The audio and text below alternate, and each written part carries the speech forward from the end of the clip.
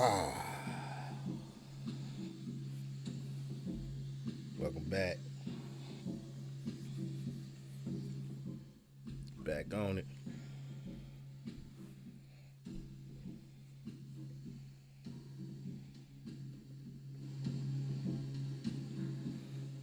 Hitting holy lands in America. Part 4. Let's go.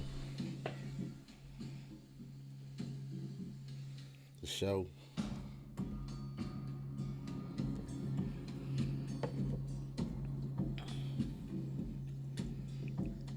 Alright, we're getting straight to it.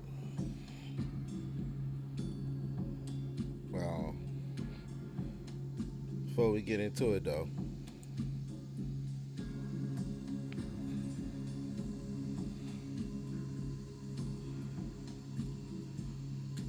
I gotta give a special shout out to UB News. Cause he been on it for a while, man. With the Egypt in America. This is his map right here. Years ago. You know what I'm saying? And yeah, he been doing this thing, man, with that series, man. I like all that brother's work, man. He does a good job. But today we focusing in on so-called Egypt. All right.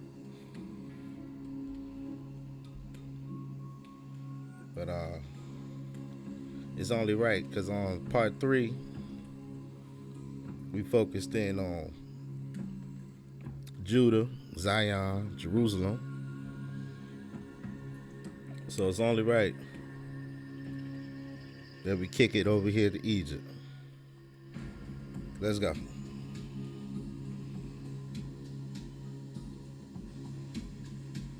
Well, I'm trying to get the vibes right.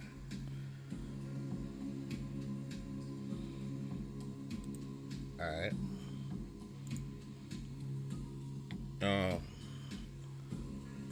We're gonna start this thing off with a little video real quick. Little TikTok video. Let me pause this. All right.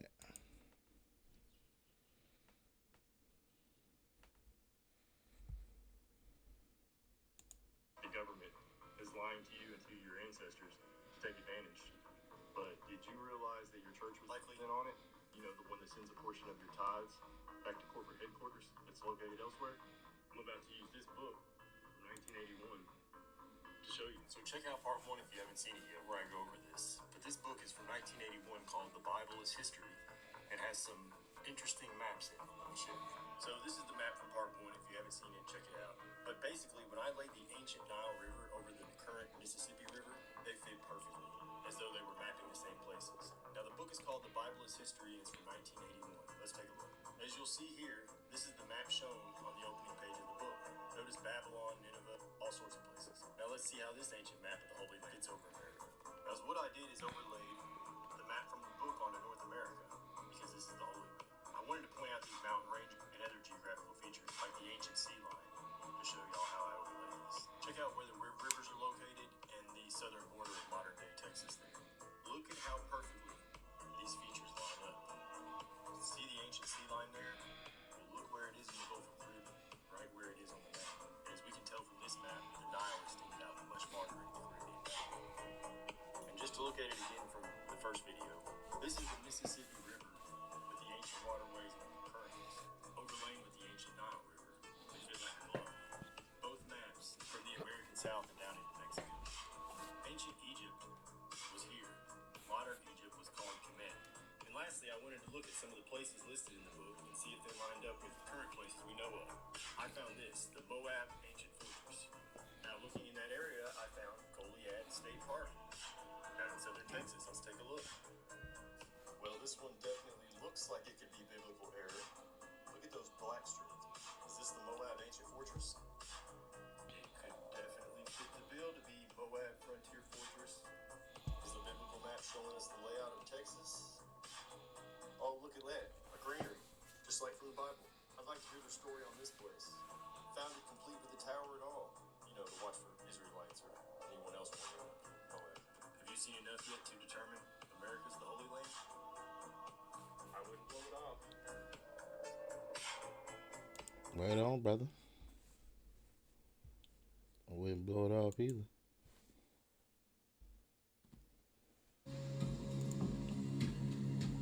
Let's roll with it.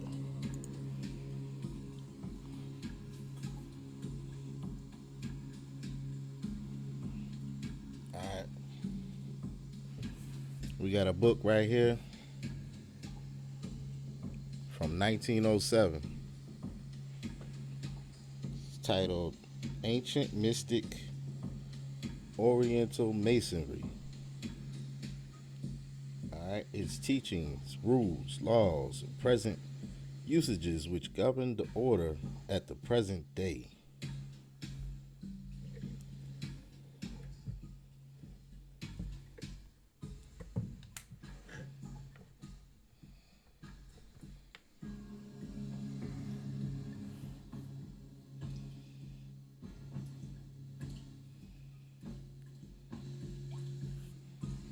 All right.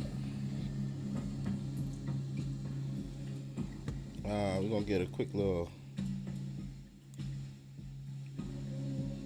passage out of here real quick.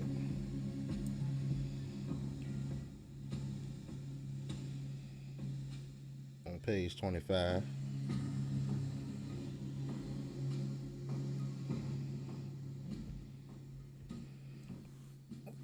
It says, the ancient and mystic Oriental rite is universal and is open to every master mason who believes in the fatherhood of God and the universal brotherhood of all men.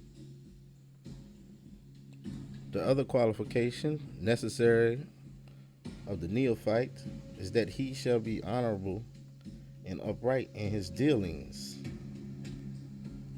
The cradle of the symbolism used in all masonry is placed by many of the best authorities in that country which they believe was first inhabited, the plateau of Tartary, and from there transmitted to this generation by the sages of India, Persia, Ethiopia, and Egypt.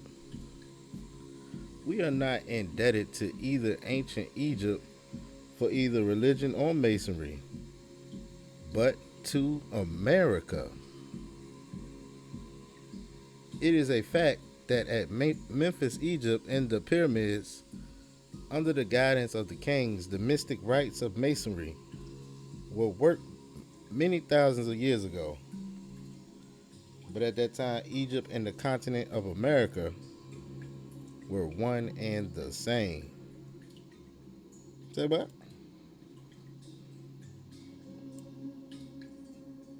But at that time, Egypt and the continent of America were one and the same. In America, rediscovered in the 15th century and repopulated in the 17th, was recovered Egypt and the Promised Land, or the land of the constellation of the Eagle. No matter how numerous or complicated the works of a lock may be, if but the right key be applied, the Great Pyramid proves to be long sought key to the mysteries at once of mythology and of the great world religions. Especially interesting is it to Americans in this year of Columbian celebration of the 400th anniversary of the rediscovery of America. All right. That's it. That's all I wanted to get out of here. But if you notice, it did say the continent of America and Egypt were one and the same. Now, if you're a Bible enthusiast, you might be wondering, how can that be? All right, because it says over here in Jeremiah 16, chapter 16, verse 13 and 14, right? Understanding the prophecy of dispersal and return. So it reads in verse 13, therefore will I cast you out of this land into a land that ye know not, neither ye nor your fathers, and there shall ye serve other gods day and night, where I will not show you favor.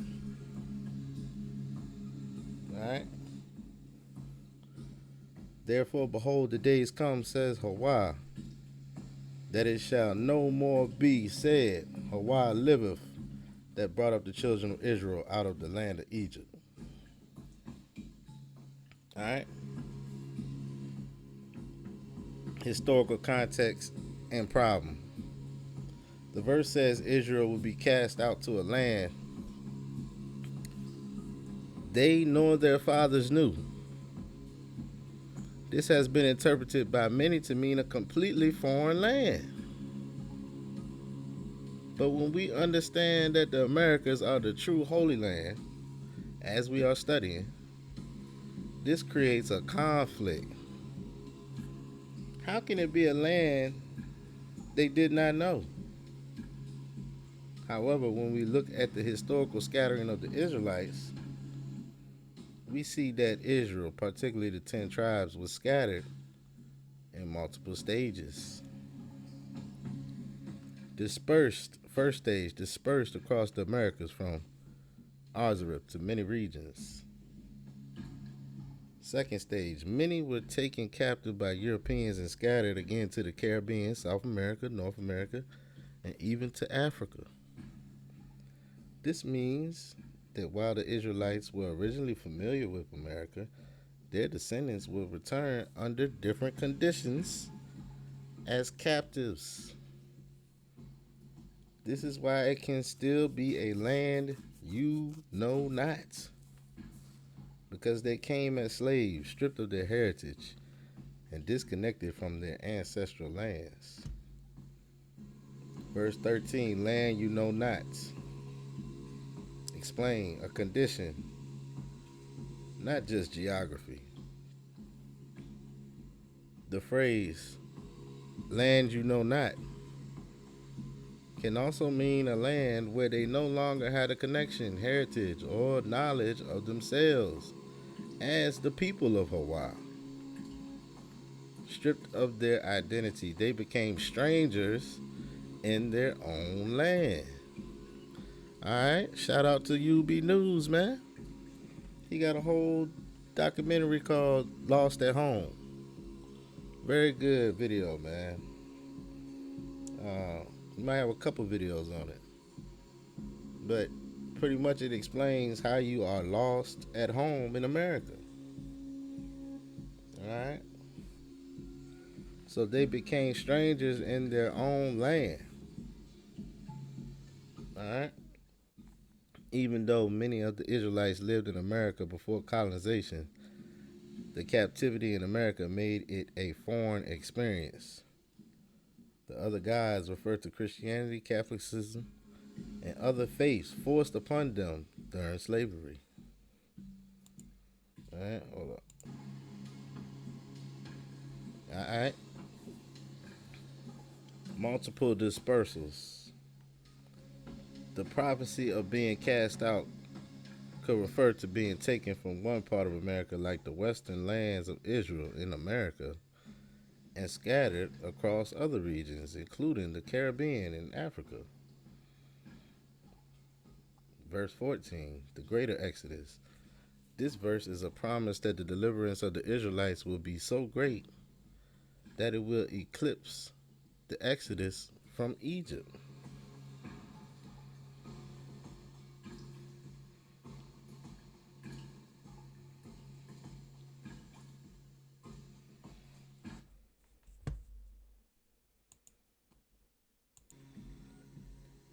Alright, so this verse is a promise that the deliverance of the Israelites will be so great that it will eclipse the exodus from Egypt. This new deliverance will be from all lands where the Israelites were scattered, including the Americas. This means Hawaii will gather his people from all parts of the earth, even those who are unaware they were in the land of their ancestors. Let's get a dragonfly perspective, seeing all angles. The Israelites originally inhabited the Americas, but were scattered through captivity, making the land unfamiliar to them in a new context. Colonization and slavery cut them off from their ancient knowledge, making even their ancestral and land feel foreign. The land you know not is a place where they lost their identity in connection to Hawaii. The prophecy of a greater deliverance is already in motion as knowledge of their true identity is being restored to the true Israelites today. All right? Yeah. So, they're waking up. All right? If you here right now with me, you waking up. It's a mass awakening. But yeah, they're becoming aware of who they are. So some might say Egypt and everything can't be over here if, you know, if this is the promised land is over here too. But they're lost at home, man. Alright? Well, we're lost at home. Let's continue.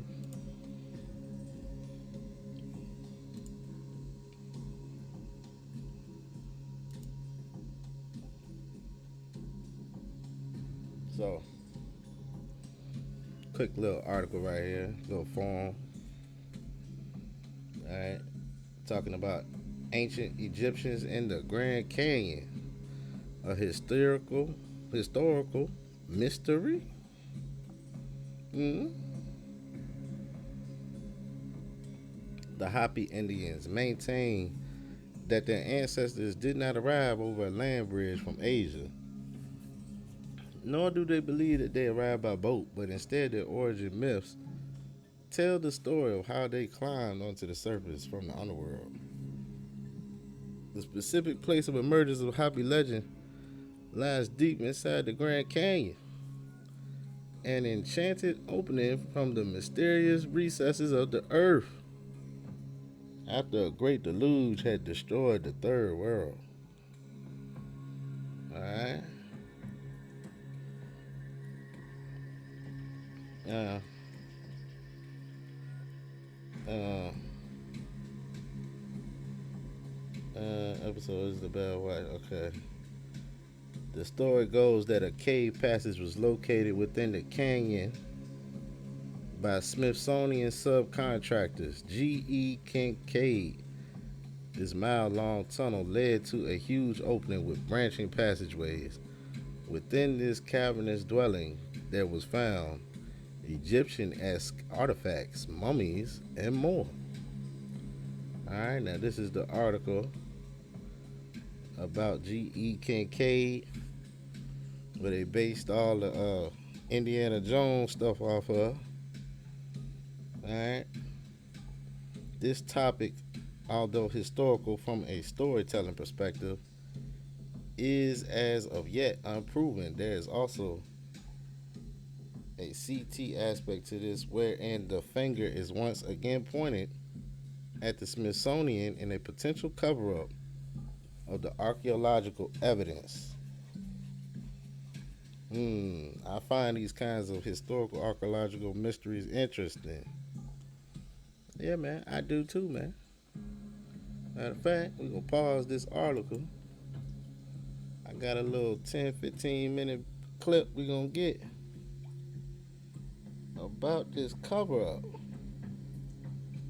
All right, this is why a lot of people are not more informed about these holy lands, man, because they've been covering it up. Well, where my little video at? Let's see. Hold on. Yeah, we'll pause this. Let's get it. Now, never mind all these little hand signals they like to use. All right. This is just to get the information. In 1909, a shocking newspaper story claims an explorer found an ancient Egyptian city hidden deep in the Grand Canyon. Mummies, artifacts, and mysteries right in the heart of America. Even the Smithsonian Institution got involved. And just as quickly, the Smithsonian said, never happened, and stonewalled anyone who asked questions. And the explorer? He was never heard from again. Welcome to the In-Between. I'm Carol Ann, and today we are exploring the deep, dark recesses of the legend cover-up of Kincaid's Cave.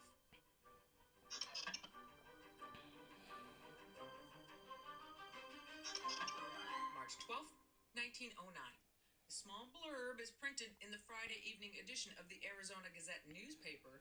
It pretty much just says that this guy named G.E. Kincaid from Lewiston, Idaho, took a boat down from Green River, Wyoming, where he started in October, to Yuma, Arizona. That's almost 1,500 miles of river. Pretty impressive. And it says he's only the second man to make the trip. After a brief mention of Mr. Kincaid unearthing some interesting archaeological discoveries, the article states that other than losing an oar along the way, he enjoyed the trip so much he wants to do it again next winter with friends.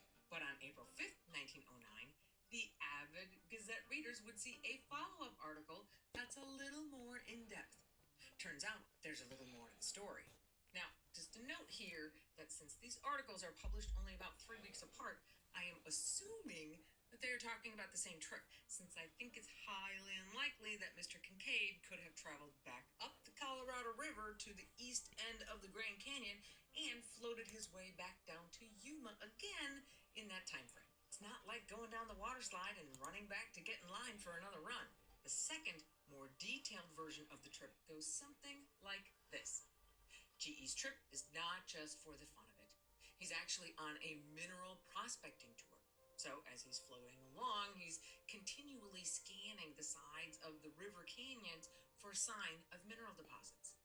Floating his way through Marble Canyon, which is toward the east end of the 270-mile-long Grand Canyon, he spies a change in the rock coloration that could signal an area of mineral deposits. So he stops his boat, climbs out, and starts making his way up the 2,000 feet to where he saw the change in the rock. As he gets higher, he discovers some steps that have been chiseled into the rock. That's a bit unexpected. He keeps climbing until he comes up to the entrance of a cave. Chisel marks on the inside cave walls pique his curiosity. He's not sure what to expect, so he draws his gun and goes in.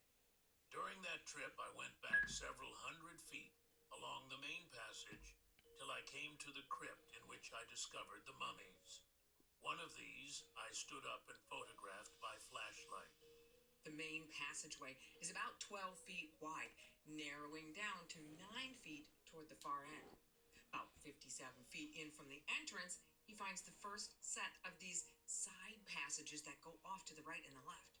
And off of those side passages are a bunch of rooms about the size of a living room. But some are as big as 30 by 40 feet. And these passages are as straight as any modern engineer could build. But that's not all. Over 100 feet from the entrance is the cross hall, several hundred feet long, in which are found the idol or image of the people's god, sitting cross-legged with a lotus flower or lily in each hand. The cast of the face is oriental, and the carving this cavern. The idol almost resembles Buddha, though the scientists are not certain as to what religious worship it represents. Taking into consideration everything found thus far, It is possible that this worship most resembles the ancient people of Tibet. He found enameled and glazed pottery, and vases and urns and cups made of copper and gold. He found what looked to be granaries 12 feet high that you could only enter from above with copper hooks on the edges so you could lower a ladder. And they still had seeds in them. He found some kind of gray metal similar to platinum and rooms that had remnants of what looked to be the metal smelting process. Now keep in mind, those cups and urns made of copper and gold and the gray metal as well, those things would have had to have been smelted for them to take those shapes. Copper smelting started in the Fertile Crescent civilizations around 5000 BC, but wasn't a thing in the Americas until the European settlers brought that technology with them in the 17th century. Yet, Mr. Kincaid also finds weapons, sharp-edged and hard as steel. The tomb or crypt in which the mummies were found is one of the largest of the chambers, the walls slanting back at an angle of about 35 degrees. On these are tiers of mummies, each one occupying a separate hewn shelf. At the head of each is a small bench, on which is found copper cups and pieces of broken swords. Some of the mummies are covered with clay, and all are wrapped in a bark fabric. And interestingly enough, the cups and stuff that are sitting in front of the mummies toward the bottom are simple and kind of crude, for lack of a better term. But as the rows get higher, the items get more refined, like their skills at metalsmithing are getting better over time. Also, all of the mummies are men. No women or children in this particular section, leading GE to speculate that these must have been the warriors, the protectors of the other inhabitants. Another room he finds measures 40 feet wide by 700 feet long. The only thing that's in it are tools that look like cooking utensils, leading him to guess that maybe it was a giant dining hall. That's a big dining hall. Then he finds another huge chamber that turns out to be like the hub of a wheel, a central point from which radiate tons more passageways. By the time he's done, GE estimates that he has discovered several hundred rooms. Given the massive size of this network of caverns, Mr. Kincaid estimates that upwards of 50,000 people could have lived comfortably in this cliffside condo complex. But with all of these discoveries, he does not find any animal bones or animal skins or any other kind of clothing or bedding that would give him any kind of clue as to who these people were. If only they had written something down. They did. Too bad we can't read it. On all the urns or walls over doorways and tablets of stone which were found by the image are the mysterious hieroglyphics, the key to which the Smithsonian Institute hopes yet to discover. The engraving on the tables probably has something to do with the religion of the people. Similar hieroglyphics have been found in southern Arizona. Interestingly enough, walking through hundreds of feet of dark passageways and finding large rooms filled with dead people, none of that seemed to bother GE, except one dark, unventilated room. There is one chamber of the passageway to which is not ventilated, and when we approached it, a deadly, snaky smell struck us. Our light would not penetrate the gloom, and until stronger ones are available, we will not know what the chamber contains. Some say snakes, but others boo-hoo this idea and think it may contain a deadly gas or chemicals used by the ancients. They don't hear anything. For some odd reason, whatever light he had didn't seem to want to penetrate the darkness of that particular room. Having no canary to send into the coal mine, as it were, he decided to leave this one room alone, noting that the entire place felt very heavy and creepy. So after wandering around and checking things out for Lord knows how long, Mr. Kincaid takes a bunch of pictures, gathers up some of the more interesting artifacts, loads them on his boat, and keeps on trucking down the river. I gathered a number of relics which I carried down the Colorado to Yuma. from whence I shipped them to Washington with details of the discovery. And the people at the Smithsonian in Washington must be mighty impressed by what GE sends them, because they immediately make plans under the direction of Professor S.A. Jordan to send down another 30 or 40 people to explore the caverns even further. And as you would expect from any operation that includes any aspect of the government, the article in the Gazette also includes a very firm statement from Mr. Kincaid. First, I would impress that the cavern is nearly inaccessible. The entrance is 1,486 feet down the sheer canyon wall. It is located on government land, and no visitor will be allowed there under penalty of trespass. The scientists wish to work unmolested, without fear of archaeological discoveries being disturbed by curio or relic hunters. A trip there would be fruitless, and the visitor would be sent on his way. So, we're having a party, and you're not invited. And guess what? That cave party is still going on, and you're still not invited. Fun. Thank you, Carol. Let's get back.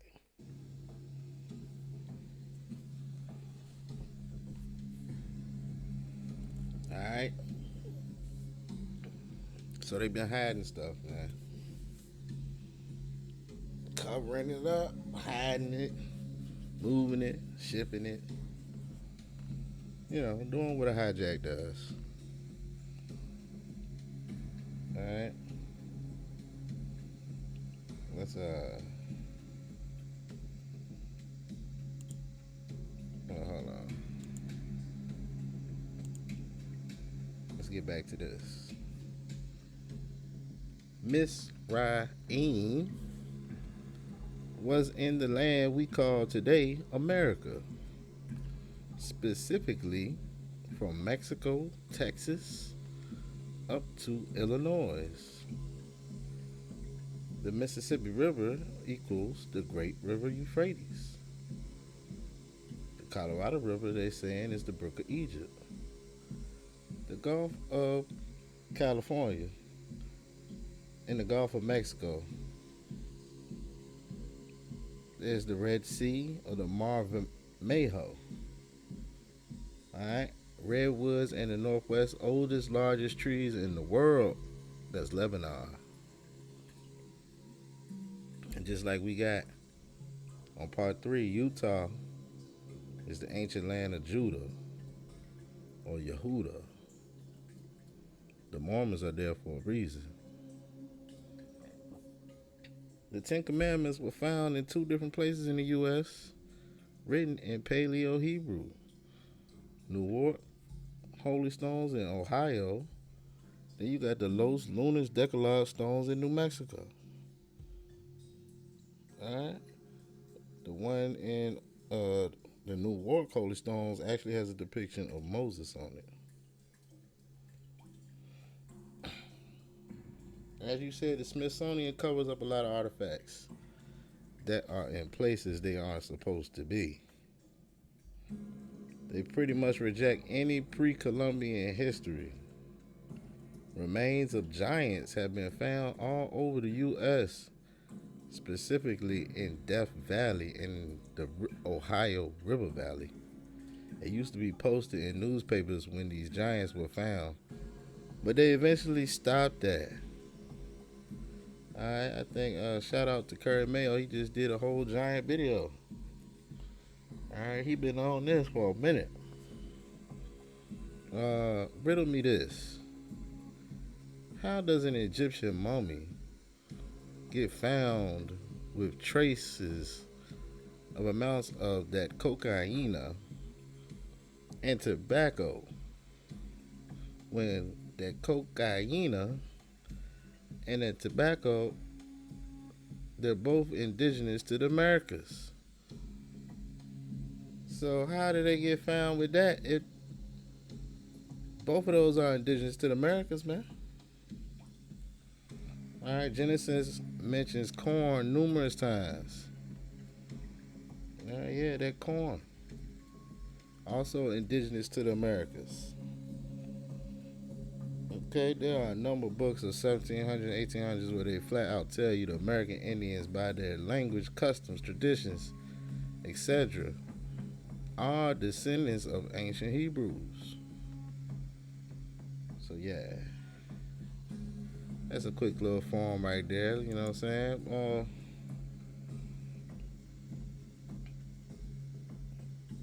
Let's get you said Miss Ryan, right? Miss Ryan equals Egypt. All right, ancient Egypt. The meaning of Miss Ryan: double siege or double distress. The etymology is from Macer, siege, from the verb sir, to bind, to besiege. From Mesar, distress, from the verb sarar, to bind. Alright, bind, bondage. Alright, this is all just part of the word. Misraim is a son of Ham, who was a son of Noah. This name is also the common name for Egypt, all right, which is also known as the land of Ham, for instance, in Psalm 105:23. All right, and we know that Ham, uh, some of Ham's sons took land over there in Shem. All right, but yeah, Egypt was known by the names Masru, Misr, or Masri in other languages, and Misraim. It's probably simply a phonetic transliteration into Hebrew of any of them. So yeah, we see the Miss when we look at Missouri, when you look at the Mississippi River, right? You get that same Miss in the front of that. The word nevertheless looks identical to what a dual form of this Hebrew word would look like. Alright. Let's just focus on the word for a second. The word, the meaning. The noun mesa means siege, entrenchment. It derives from the verb serve, bind, besiege. Alright. The verb of this Hebrew word from which the noun of that Hebrew word derives is part of a group of 5 different roots. Alright, it's part of 5 different roots. Now look at all of these uh, explanations of it. You got the first verb probably means to lean or incline. Sawar means neck, and sawaran means necklace. So remember, Hawa said he's gonna break that yoke from off of your neck, right?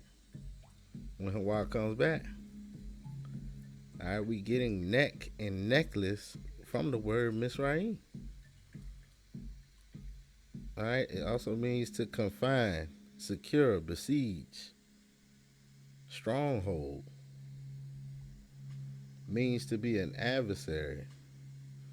To form or fashion means image, right? They serving all these images. They're adversaries. They have a stronghold. They got a yoke around your neck. All of this from the word itself. Alright, probably relates to mean to be sharp. Means rock is equivalent to the Greek, which comes from the name Peter. Alright. So every which way that you look at this word, man, is doing harm to you. Alright, now this is actually the name of the son of Ham. But the actual word itself relates to your struggle,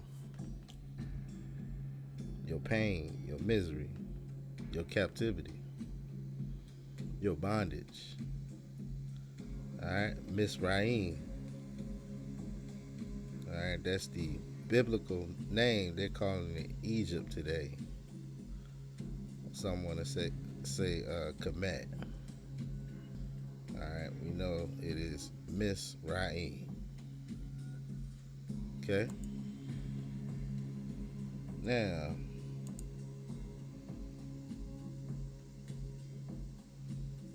what we got right here? Granada. Granada land is the promised land of Israel. All right, the land of Granata or Granada. Same difference. All right, we see Granata right here. All right, you see the Red Sea right there. This is Cali, California, right here. All right,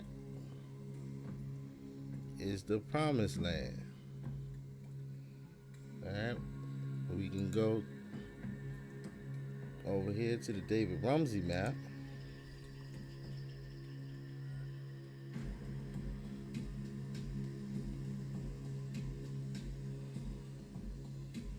All right, the David Rumsey map.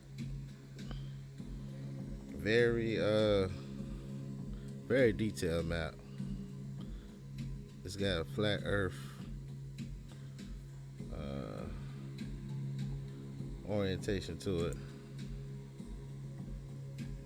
But dang, hold on. Let me clear up a little bit. Alright, here we go. Alright. Granada. Right there, right? Yeah, that would be the right spot, wouldn't it? Right there where Utah and all that is at. Alright.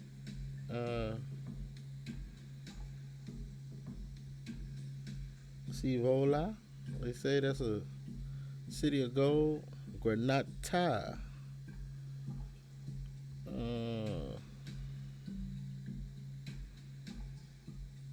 So this is just to back up what we just saw on the other map. Alright. And when you start zooming in on this map,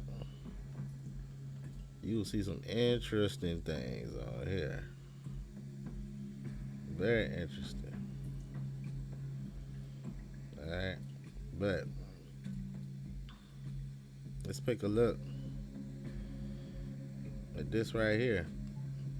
Because they said the Gulf of California is called Mar Vermejo. Alright, the Red Sea. Mar Vermejo. Right? So we looked that up. Where is that? Alright.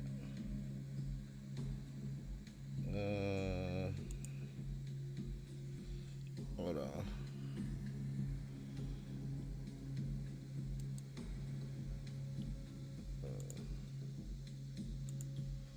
Alright.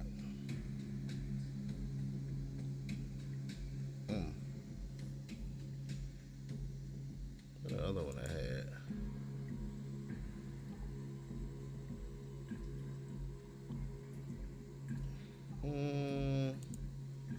Alright, let me see if I can go back and get it.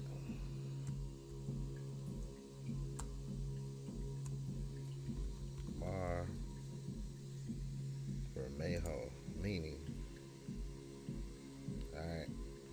Mar Vermejo translates to the Vermilion Sea in English, is one of the names used for the Gulf of California, which is located between the Baja California Peninsula and the Mexican mainland. Alright? So the Mar Vermejo translates over to the Vermilion Sea. And then when we look up the Vermilion,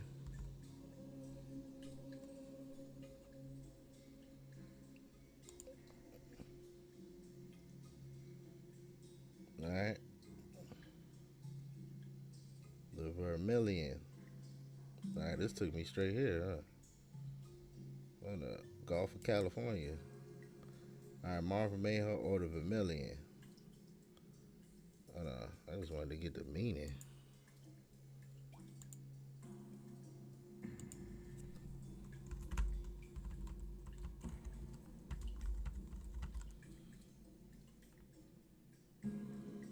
All right, here we go.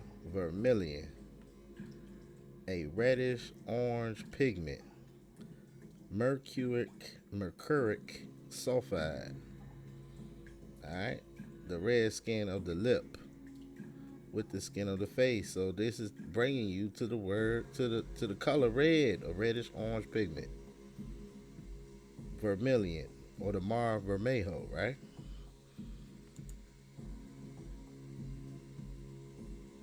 So yes, you look on these old maps, right?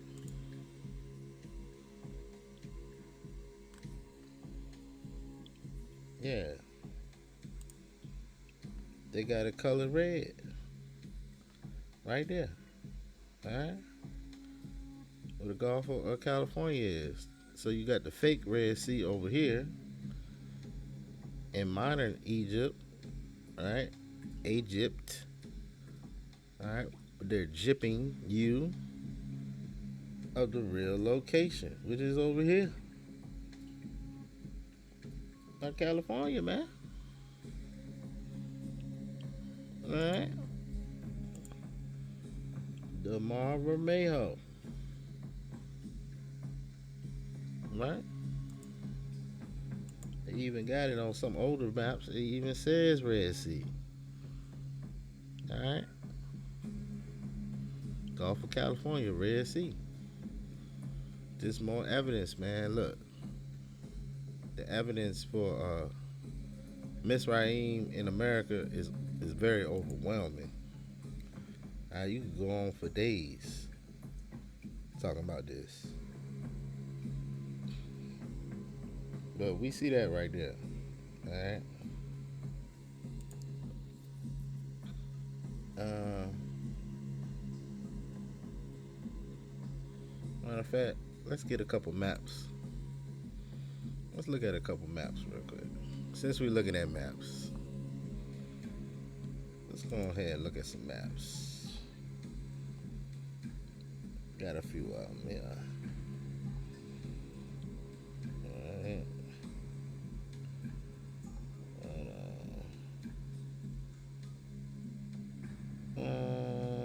You know what? Hold on. Before we look at the maps,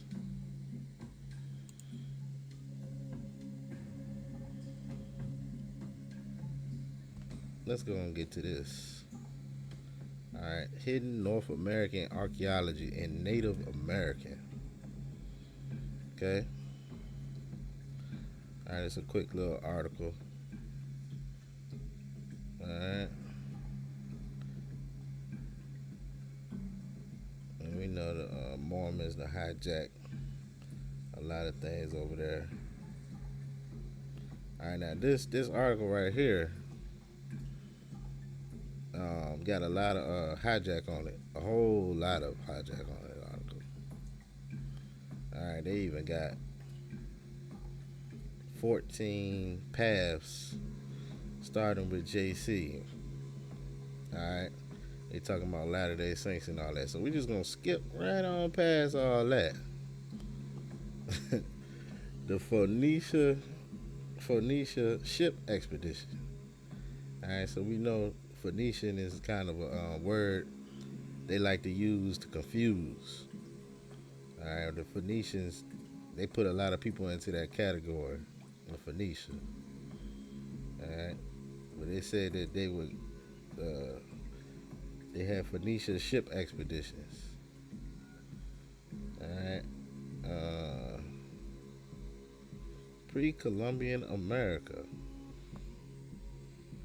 So we got some, what's that?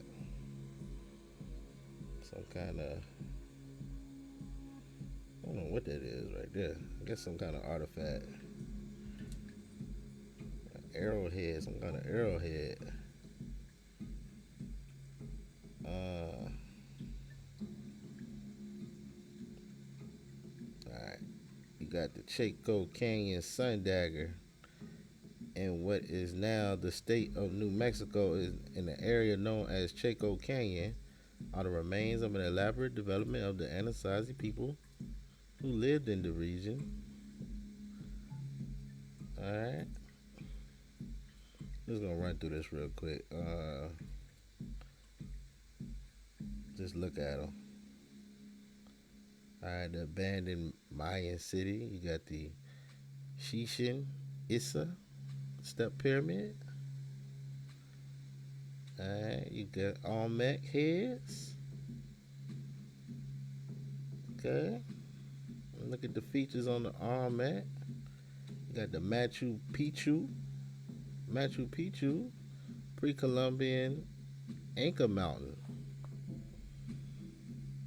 Rediscovered in 1911. The Palenque, a Mayan pyramid complex. The tomb of Paco was found deep within the temple of inscriptions.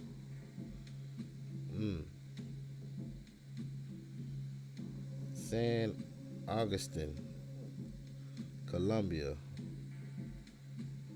The stone sculptures megaliths. Alright. Tiahuanaco, Bolivia. Alright. Tiahuanaco.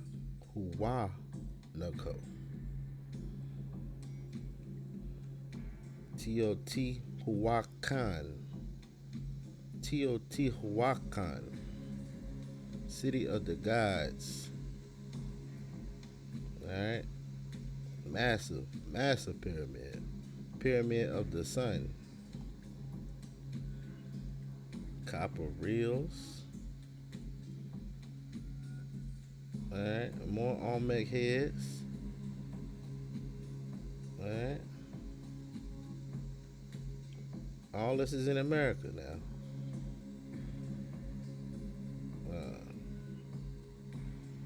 So just like those pyramids they say line up over there in modern Egypt, well, we got the same thing going on over here in the Americas.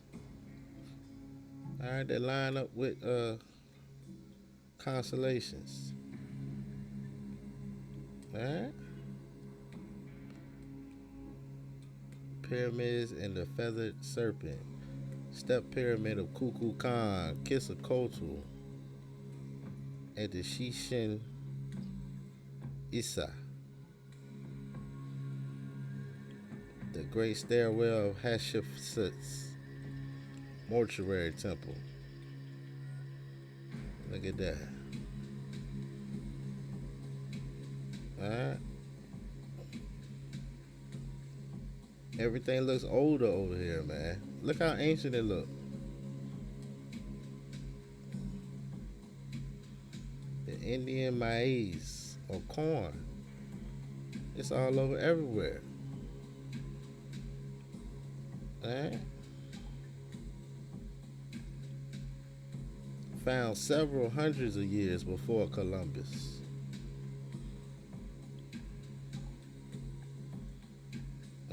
Got the Perry Reese map.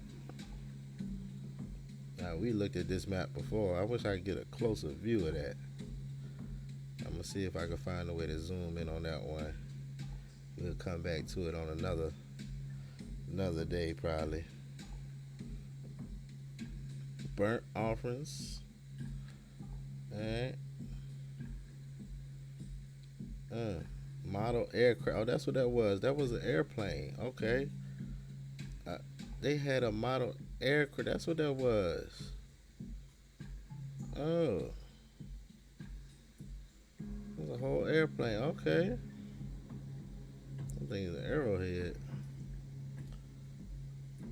Yeah. It is an airplane. So they was flying around way back then. Alright. And here they go back with they hijack. But yeah. Just a quick little run through of some of this ancient stuff we got over here in the Americas. Alright, North and South America. Let me see. What do we want to get to?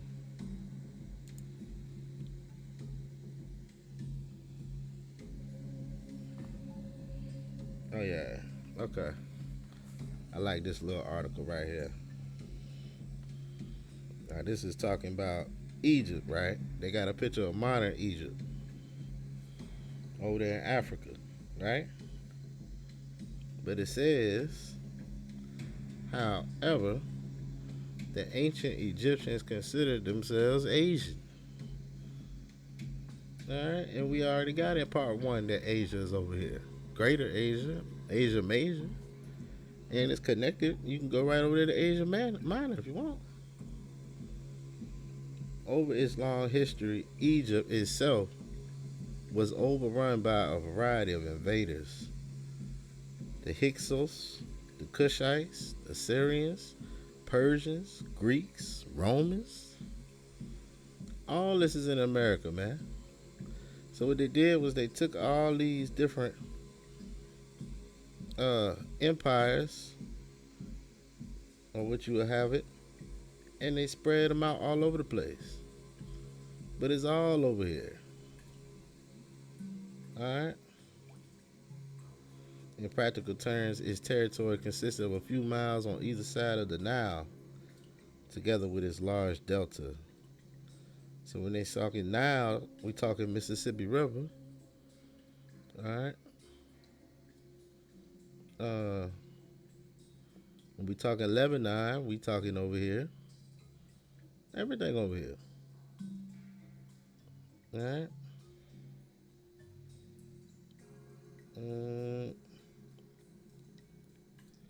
A Wikipedia map suggests that the Egyptian New Kingdom control stretched at least halfway towards Syrtis Major, which has been proposed by some of the location of Atlantis. Now here we go. Alright, now we talking Atlantis. As most are aware, the history of Egypt is inextricably, I say that, inextricably linked with that of the Old Testament, leading to suggest by some, such as Ahmed Osman, that individuals in the Egyptian 18th dynasty can be identified with some of the Hebrew patriarchs, most notably Moses, Moshe, and the heretic King Akhenaten. Interestingly, this linkage has been put forward previously by Sigmund Freud.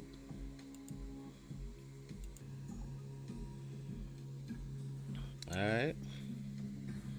Charles M. Pope has endorsed Osman's identification of Moses as Akhenaten in his online book, Living in Truth, Archaeology and the Patriarch. So yeah, they say that Moses is Akhenaten.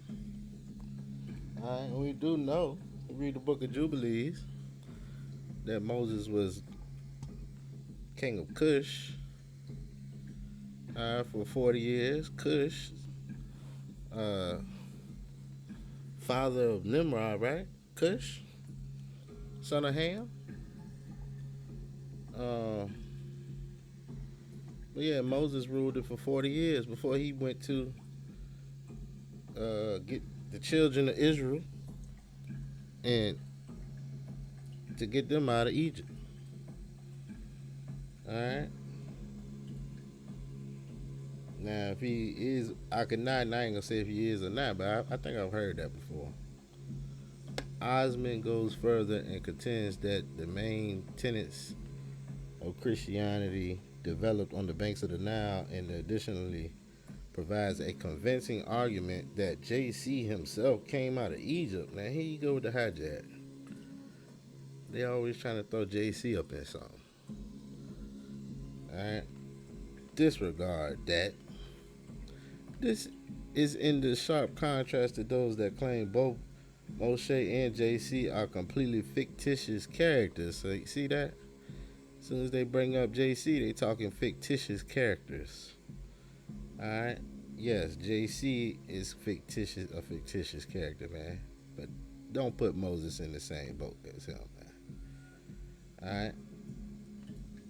Egypt was viewed by the Greeks of Plato's time as guardians of ancient history and wisdom. Consequently, was a place of pilgrimage for many of its greatest philosophers, who traveled there to be initiated into cults of Isis and Osiris. All right, cults of Isis and Osiris. The German and antiquarian researched the education of 40 leading philosophers. All right, cool. Clement of Alexandria suggests that Plato traveled to Heliopolis and was a disciple of the Egyptian priest Secnifus. Okay. Interesting. Oh, okay. So yeah, keep this in mind, all right? Because at the end, when I was coming to the end of this, getting this, gathering some of this information, I ran into some bonus drop. So this is gonna come back up again, all right? This Greek stuff, right? Despite this, the Greeks arrogantly referred to all non-Greeks, including the Atlanteans, as barbarians.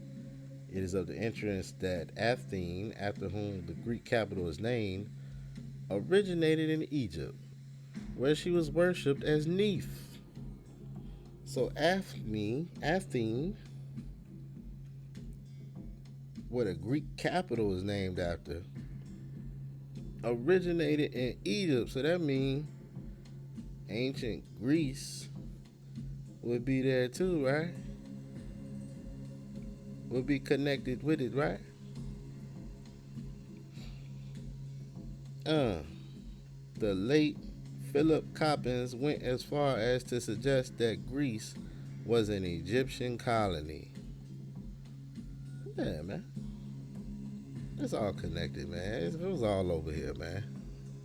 Right? They try to take everything and spread it out. But we know it's over here. Alright.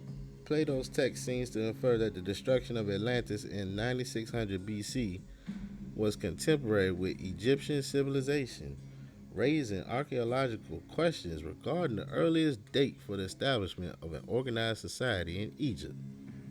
Unfortunately, there is not a lot to support this contention. The oldest known art in Egypt was discovered in 2007 when petroglyphs were estimated to be 15,000 years old.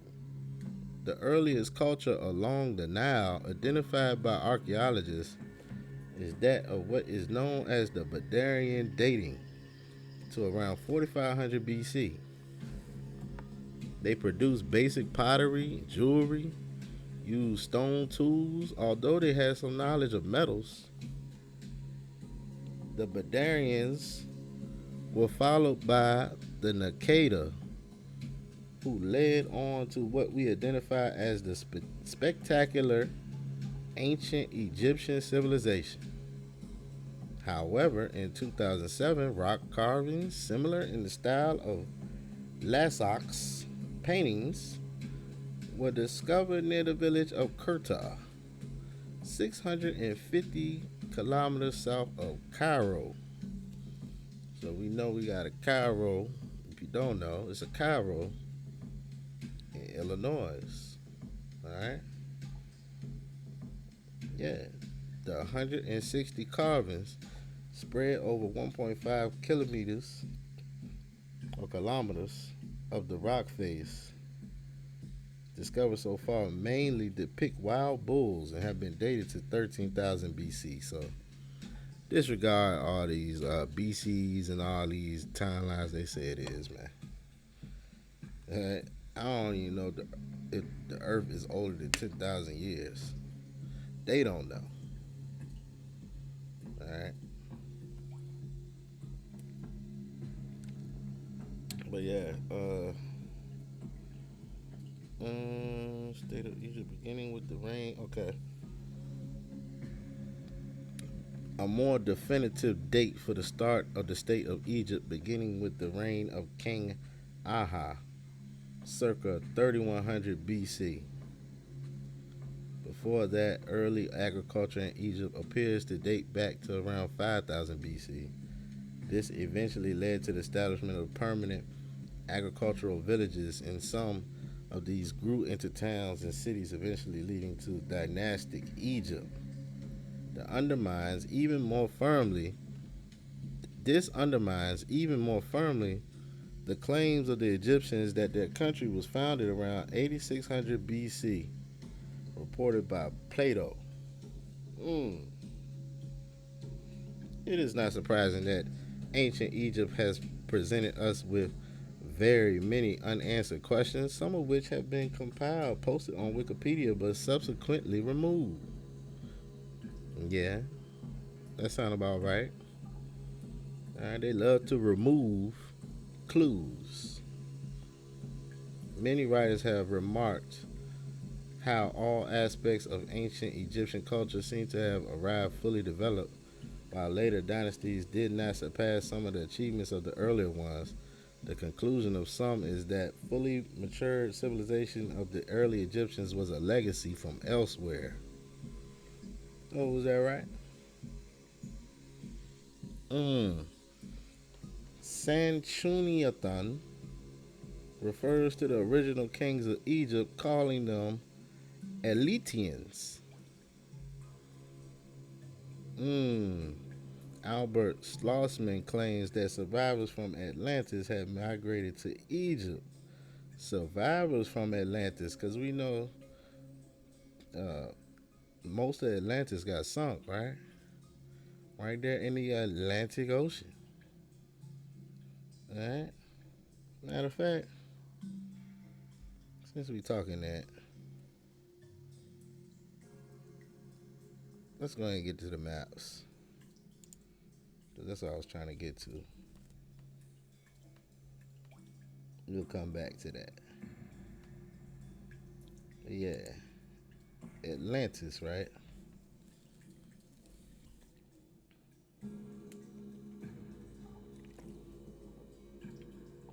All right, they saying that it is a continent between America and Africa. You got the Atlanticus, Oceanus Atlanticus, Insuela Atlantis. All right.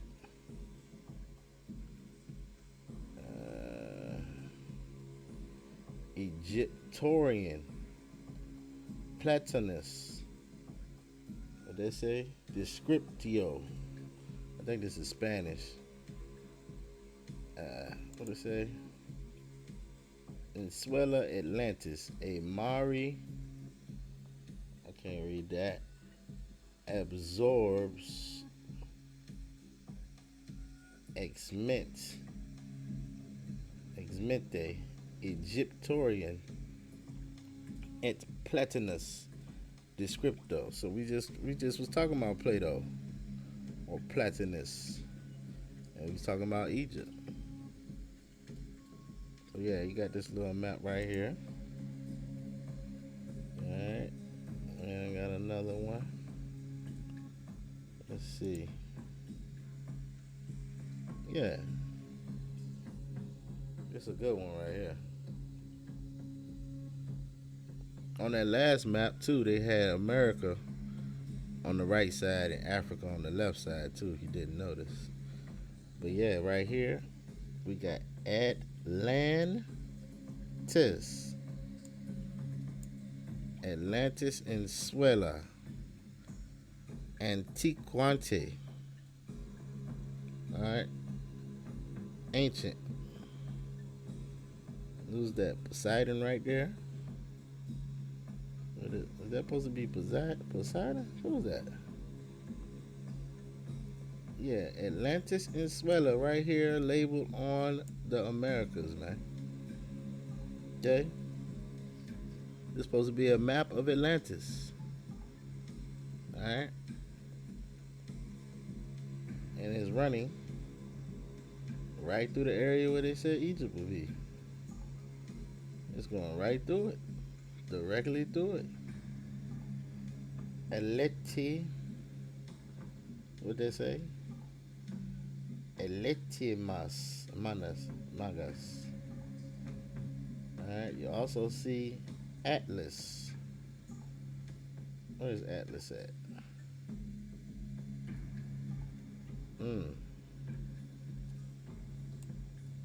So we see what we got going on here.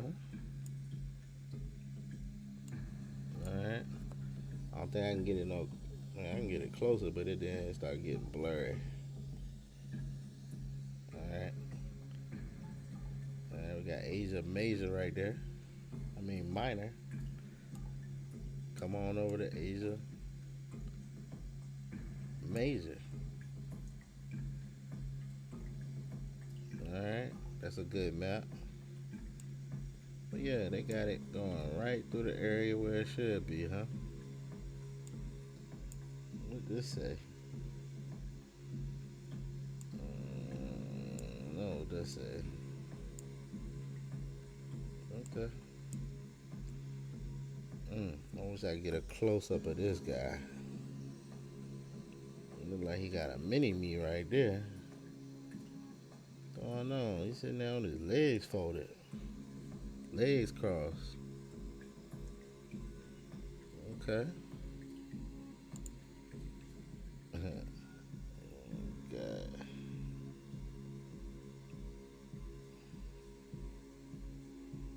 Where the other one at? Yeah. Alright, here you go. North America, South America, Atlantis. Alright, they say this guy sunk. But part of it is still connected to North America today. Alright. As you can see, this is Asia Minor over here. Alright, and then we got Asia, as you can see. Ain't no straight right here. You can just get straight over there to Asia. It's a lot of land that you can get through. Alright, Asia Major, Asia Minor. Okay? The Pikachu. That's like Pikachu. Alright, they got Negroid. This is an interesting one right here. 25,000 years old, huh? This is map, they say it's 25,000 years old. You got the land of Mu right there, which is also connected to North America. Alright. What's that right there? Let's say something. I can't read that one. Amazon Sea. Alright, this is interesting, man. But yeah, they say Leviathan, the giant dragon, Leviathan sunk Atlantis. Alright. Thoth was talking about it in the Emerald Tablets. So he said he moved over to Africa and started anew. Alright. That's what he said. But yeah, man. That's interesting. We might as well get all these maps right we here. Let's just go ahead and get to all of them. Where that one at? Oh yeah, where is Ethiopia at? 'Cause we got a map right here. Mar D Ethiopia. The Ethiopiacus. But this is in America.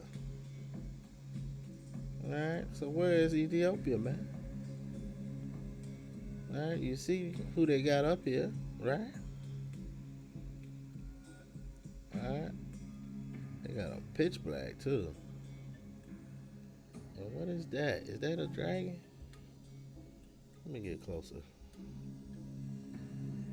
That's some kind of beast right there. I don't know what that is.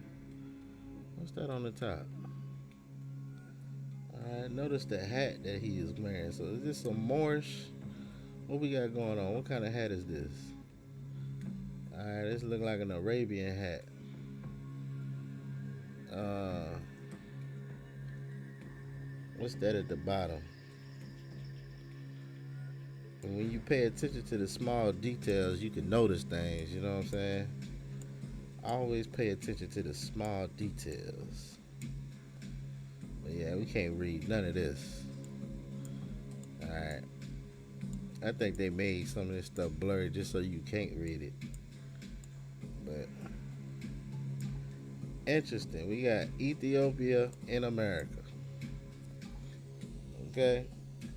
So what's really going on? That's South America, right? Alright. Let's get another one.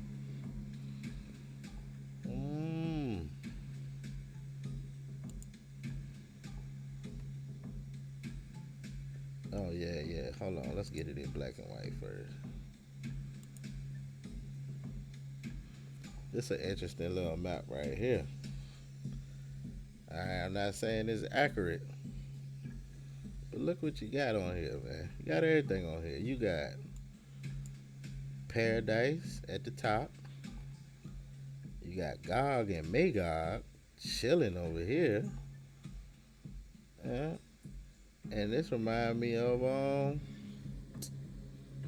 that David Rumsey map that got Gog over there at the top over there. I got on another map too if I can find it.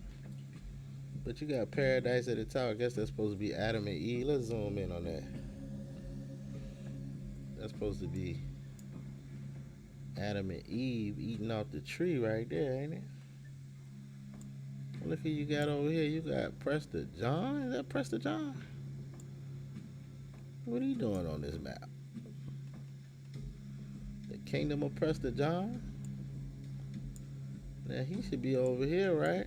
Well, I guess he had all of this. It's all of it. There's Jerusalem is in the center of the map.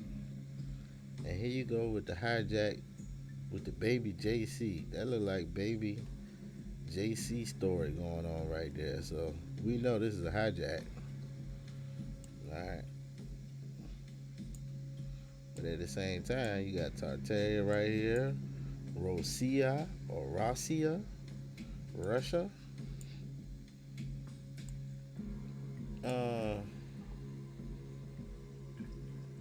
Yeah, man. What are these different types of kings or something they got going on? Look like you got a crown on. You got a crown on. You holding a scepter.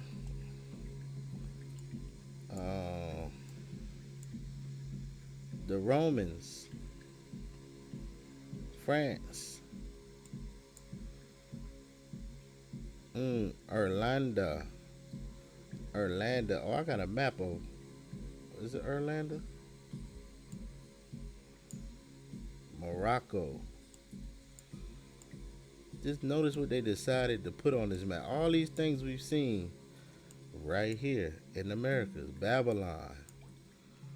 Alright. And they riding on elephants over there in Babylon. Arabia. Right next to Jerusalem. Right next to Cairo. Which would be where Egypt is at, right? Cairo.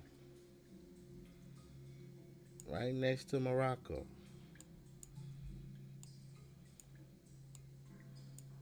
Everything right next to each other. India. With another India. So which India? How many Indias is it? Alright, we know we in India Superior. We got some Drake Khans right here. On the side. This is an interesting little map, man. Why they got these like circus looking tents right here? What's going on with that? Yeah, I thought this was an interesting one. Alright. Samaran. Kate. Or Kata. Or Cathay. Alright. It's just interesting what they decided to put on this map. Also got it in color. It gets weird when you put it in color though. When you put it in color, it start getting weird. Mm-hmm. Cause then you still got Adam and Eve at the top, paradise. All right, but now you got Alessandro. Is that supposed to be Alexander?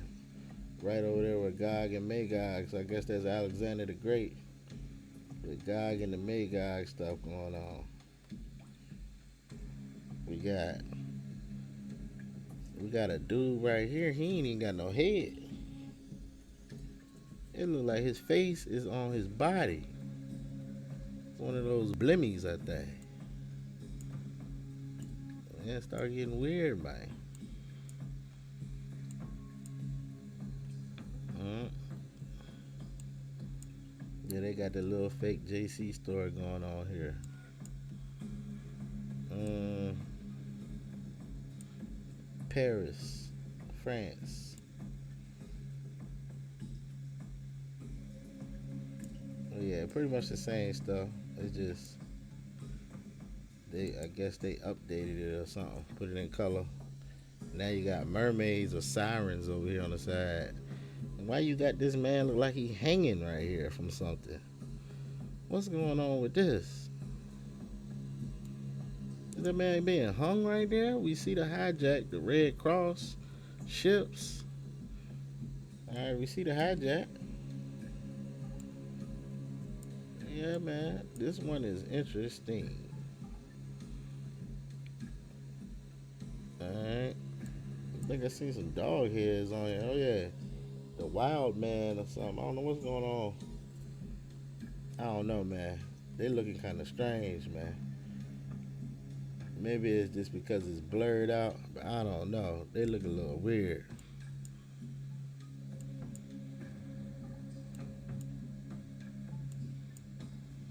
All right, let's keep it moving.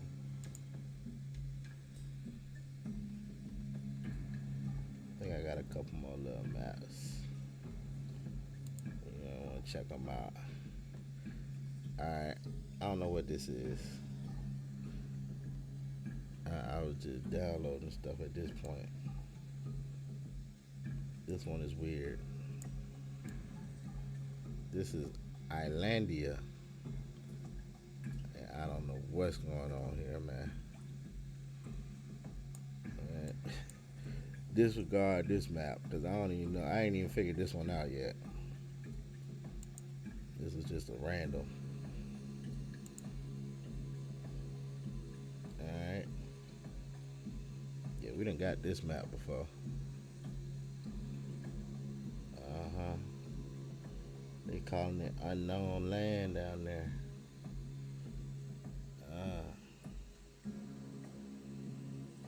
Let's see if anything stands out on here real quick.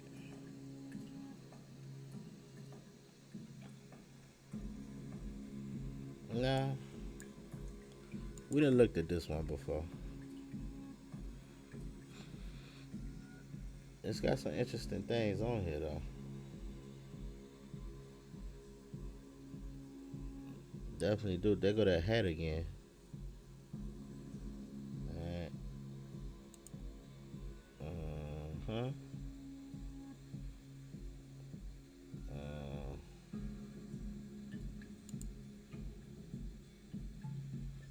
Okay, tribes of the Indian nations.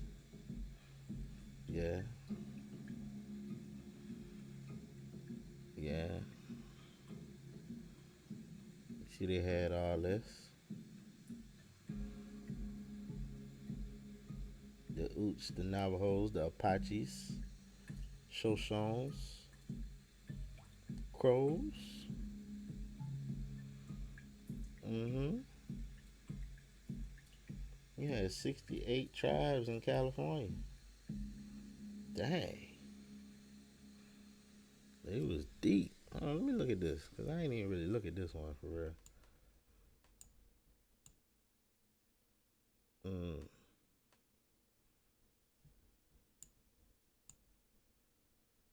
Appalachians, Choctaws. Alright, y'all hold on. So we're gonna do a music switch. Alright, we back. Alright, we turning up a little bit now. Yeah, this is a cool little map. You want to check out some tribes, some different tribe names and whatnot. The Blackfeet, Blackfoot.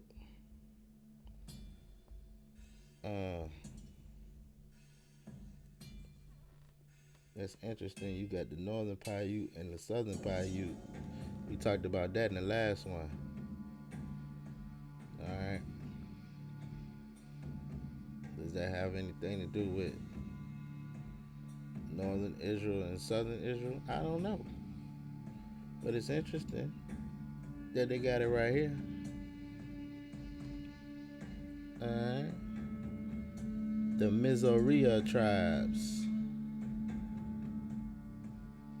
Alright, let's go, man. We got some more things we're gonna read over real quick.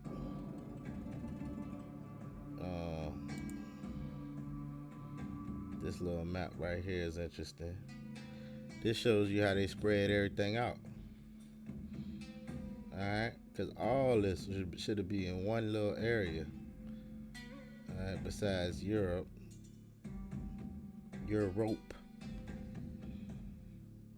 But if you see Assyria right here, India right here, Egypt right here, Ethiopians, Nile, should all be in one area. The Pillars of Hercules is right there between. Is that supposed to be in the ocean, or is that between so-called Africa and Europe? But this is the world according to Herodotus. I thought this was just a little interesting. It's interesting what they decide to put on here. All right, let me see if there's any more maps we're gonna get before we keep it moving. Keep it moving. Okay, here you go. Here's another map. Now it's in globe form, so you know it's hijacked. But we got the Chinese, or is that Japanese? We got North and South America on the right side. Alright. So it looks to me like they flipped the map, which would make sense, because then you're in the Far East. Alright, they could have flipped it upside down too. Yeah, they did a lot of playing with the map.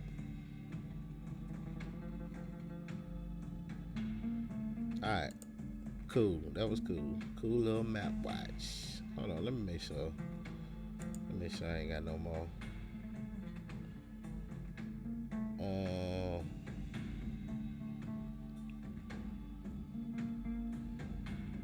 Nah, I think that's all the ones I had. I had a little map of Greece, but that don't really.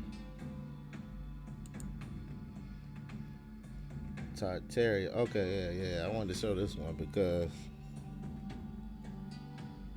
this one has Arzareth on here. Arzareth, right? Alright, and they got it connected right to America. When you go across the Strait of Anion, they say.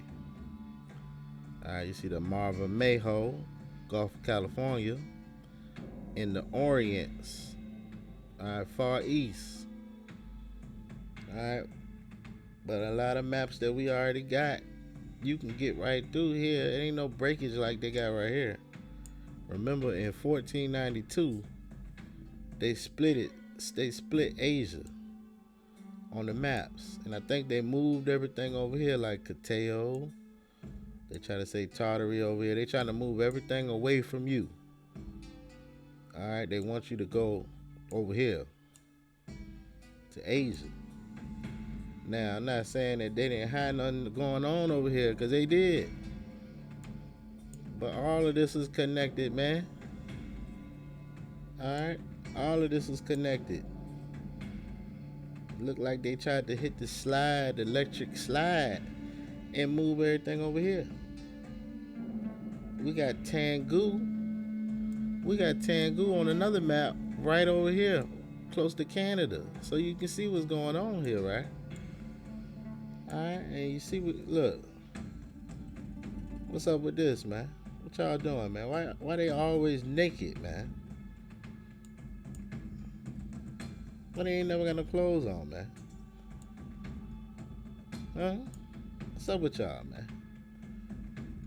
Alright, you see Argon.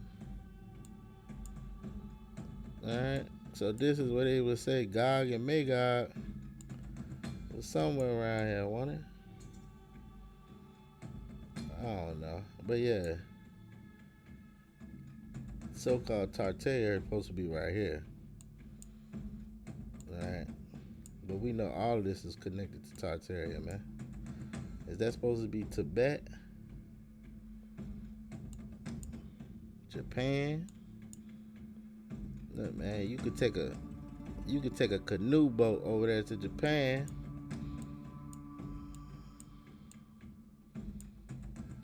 Tartaria. Alright. Bet. Let's keep it rolling. That's it for the maps today. I mean, I got one more little map. But this is just, more of the tribes. Just to back up that other map. Alright. It's got a lot of things in the same area. There's the other map. Alright, if you want to dig on them tribes. But yes. Let's get back to it.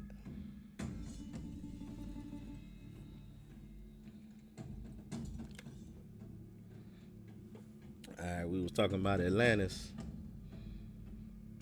Where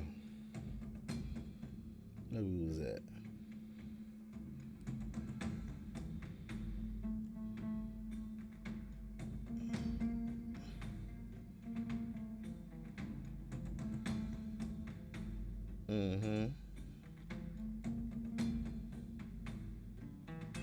Many writers have remarked how all aspects of ancient Egyptian culture seem to have arrived fully developed, while later dynasties did not surpass some of the achievements of the earlier ones. The conclusion of some is that the fully matured civilization of the early Egyptians was a legacy from elsewhere. Is that right? Okay. Oh yeah, we already read that. Okay. A more grounded study of Alpenroy Chowdhury investigates the claim put forward by some researchers that there are remarkable similarities between the cultures of ancient India and Egypt. See that? Remarkable similarities between the cultures of ancient India and Egypt. India superior, you mean? Mizraim is what you talking about? Was there a real connection, or are these similarities only coincidences? Robert Scooch has controversially dated the construction of the Sphinx to between 7,000 and 5,000 BC, while the megalithic structures at Nabta Playa suggest a sophisticated culture in that region around 5,000. Alright. Hold on. Let's see what else they got to say. 1897, a Russian scientist, A.N. Karnoshitsky, was probably the earliest commentator to propose a link between Egypt and Atlantis. They used the earliest one, huh? Placing the Pillars of Hercules, we just got that, on that map, near Sais, and locating Atlantis itself not far from the western mouth of the Nile. Alright, yes, we know that. Some years ago, Egypt was again been proposed as the original Atlantis. Yeah, man, it's connected. Egypt and Atlantis connected. Alright.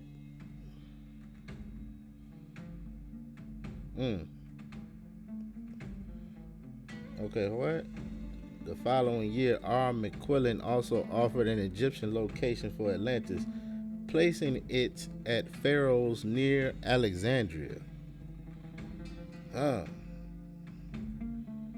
Near Alexandria. Now we know we got a couple places called Alexandria in the United States, man. And one of them got the capital sitting right on it. All right. DC is right next, is pretty much in Alexandria. But yeah, it's a couple other Alexandrias too. Uh, let's see what else we got. Uh, in March 2021, Diego Ratti published Atlantinu 1821, in which he placed Atlantis in Egypt with its capital located at Avaris, better known before now as the capital of Hyksos. So that's one of them groups they said Hyksos, they conquered it, right? He questions a number of the English translations of the Greek text, offering his own where appropriate. The book is carefully constructed and well illustrated, but although he appears to match some of Plato's Atlantis details with the Nile Delta, there was not enough to convince me.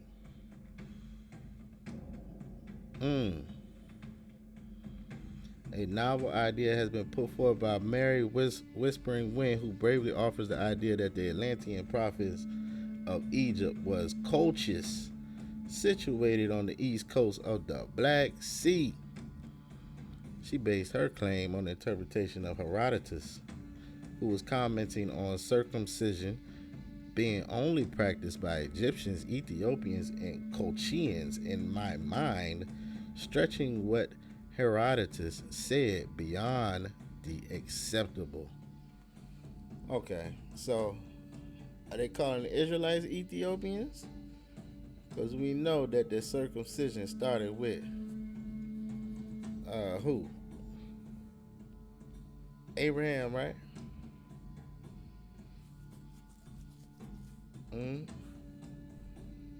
It was a sign, right? You're supposed to get your son supposed to get circumcised on the 8th day of birth, at the birth, right? Okay. It's very important to that circumcision.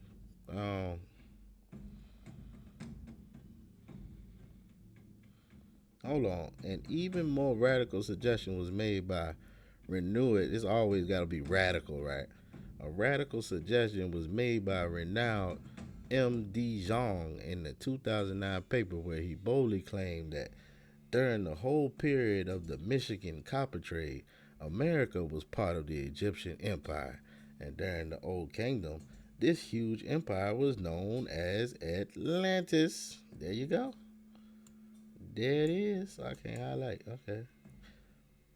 One blogger from California has gone so far as to suggest that Egypt, that Solon visited, was on the shores of the Sea of Marmara.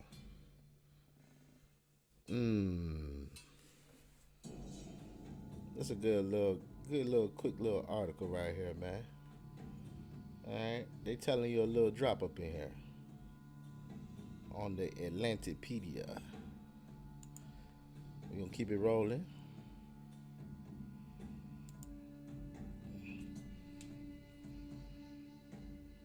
All right, did we get this one already? Oh, okay, this one.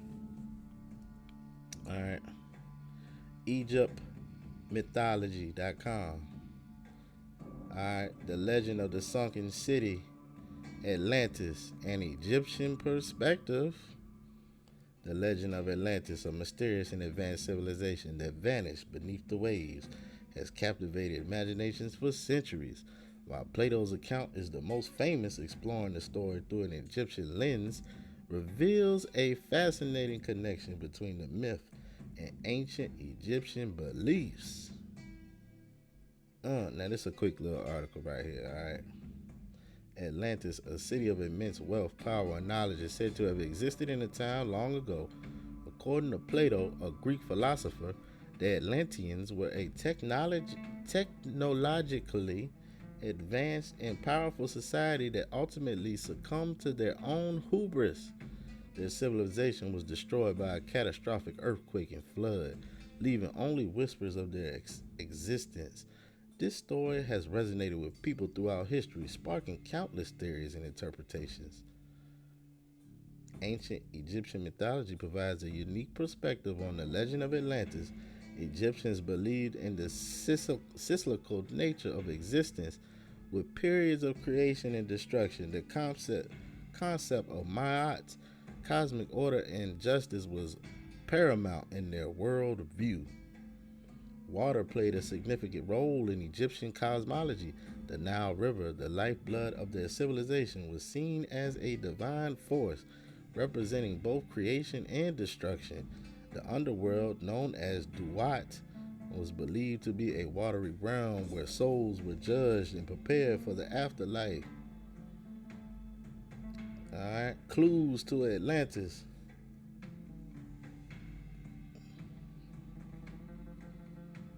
Mm.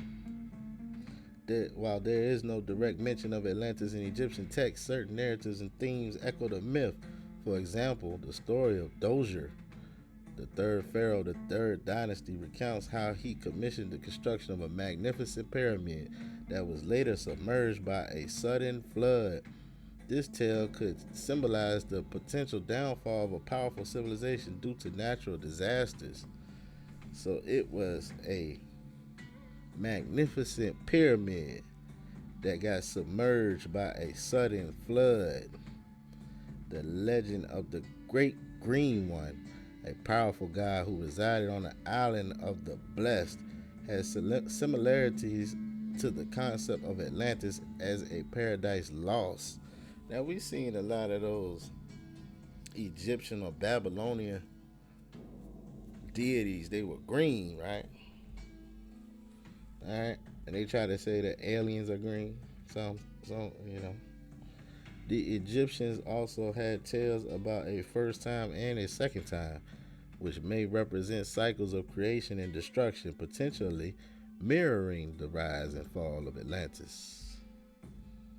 Hmm. Atlantis in the context of Egyptian flood myths. The Egyptian deluge myth, recounting the story of the god Ra and his battle against the forces of chaos, shares striking parallels with the flood that destroyed Atlantis. Both involve divine wrath and the importance of maintaining moral order. Similar to the Atlantean civilization, the Egyptians believed that excessive pride and hubris could lead to the wrath of the gods. Yeah, we know that they worshipped a lot of gods, man. All right, that was their problem, man. Mm. Let's see.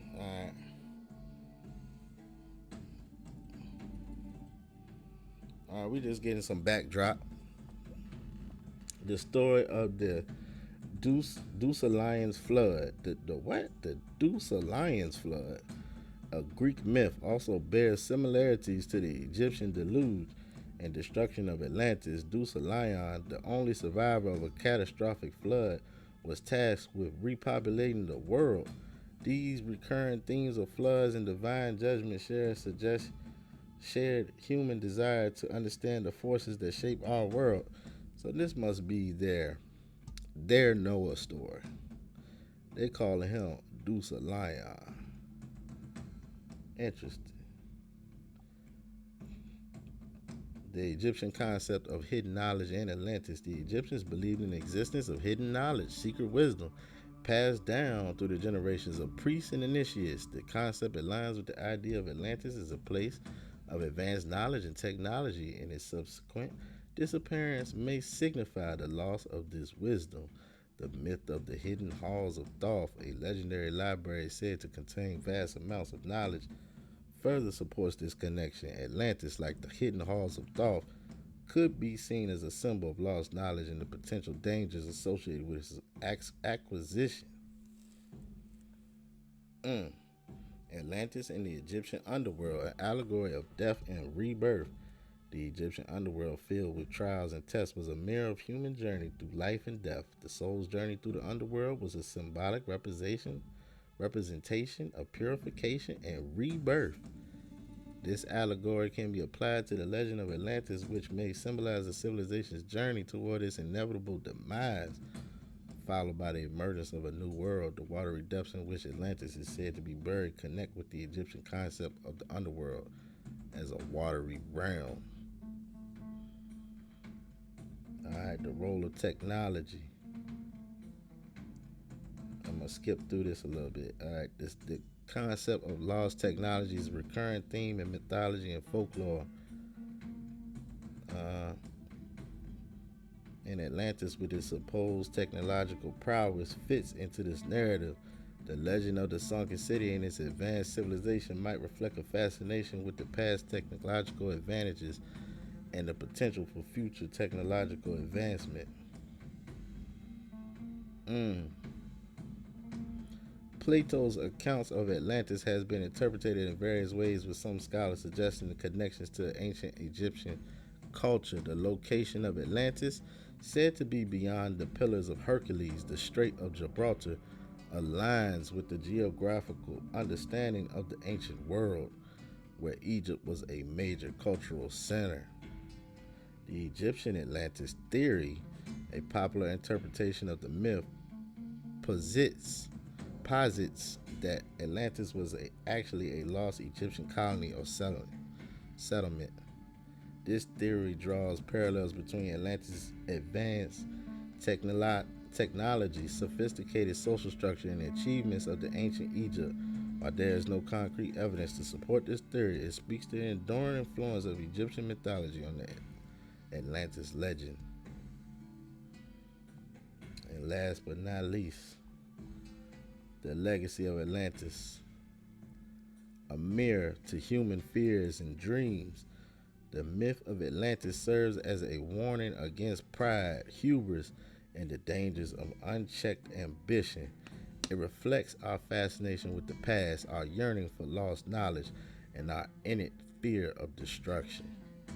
Ultimately, Atlantis embodies our hopes and fears, reminding us of the fragility of civilizations and the ever present struggle between order and chaos. Its enduring popularity suggests that the myth taps into deep seated human anxieties about the rise and fall of civilizations, the power of nature, and the search for lost knowledge.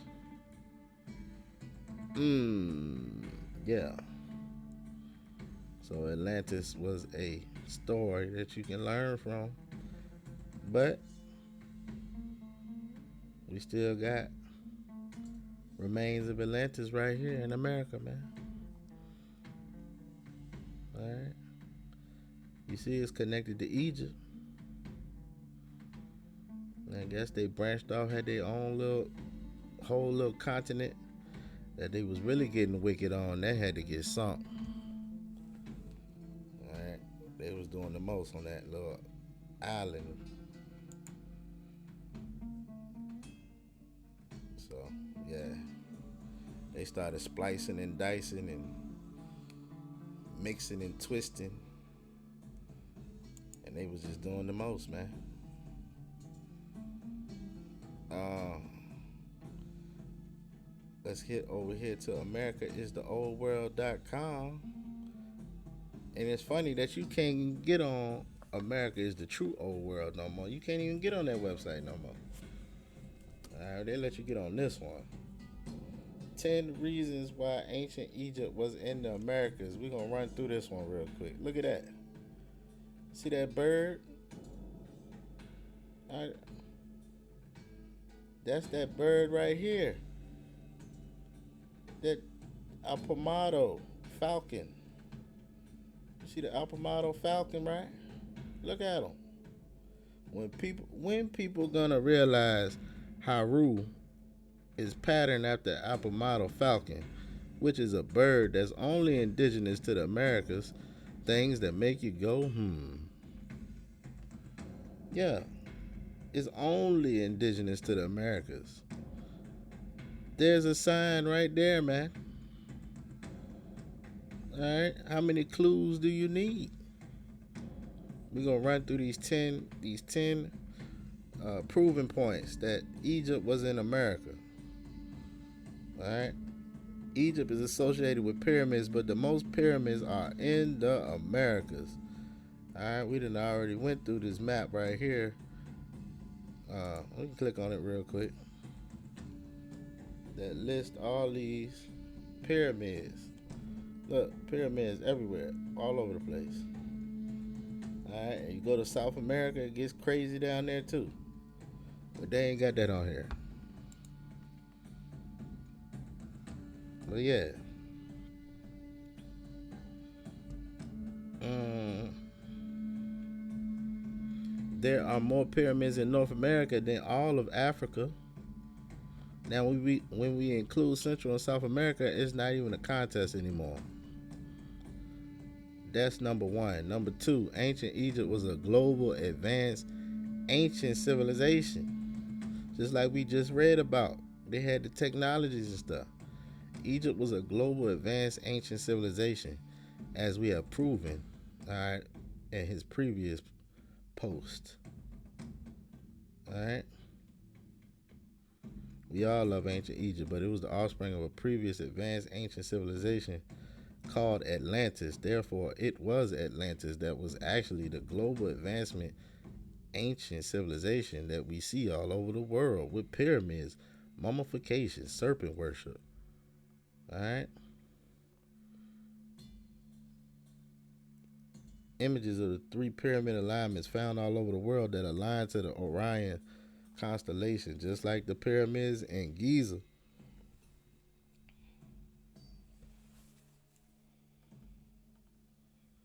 Mm. This evidence suggests that ancient Egypt was a global advanced civilization. Let's go. All right, hold on. What does it say right here? According to this article, this Sphinx. Hold on. Let's talk about the Mexican Sphinx. This Mexican Sphinx.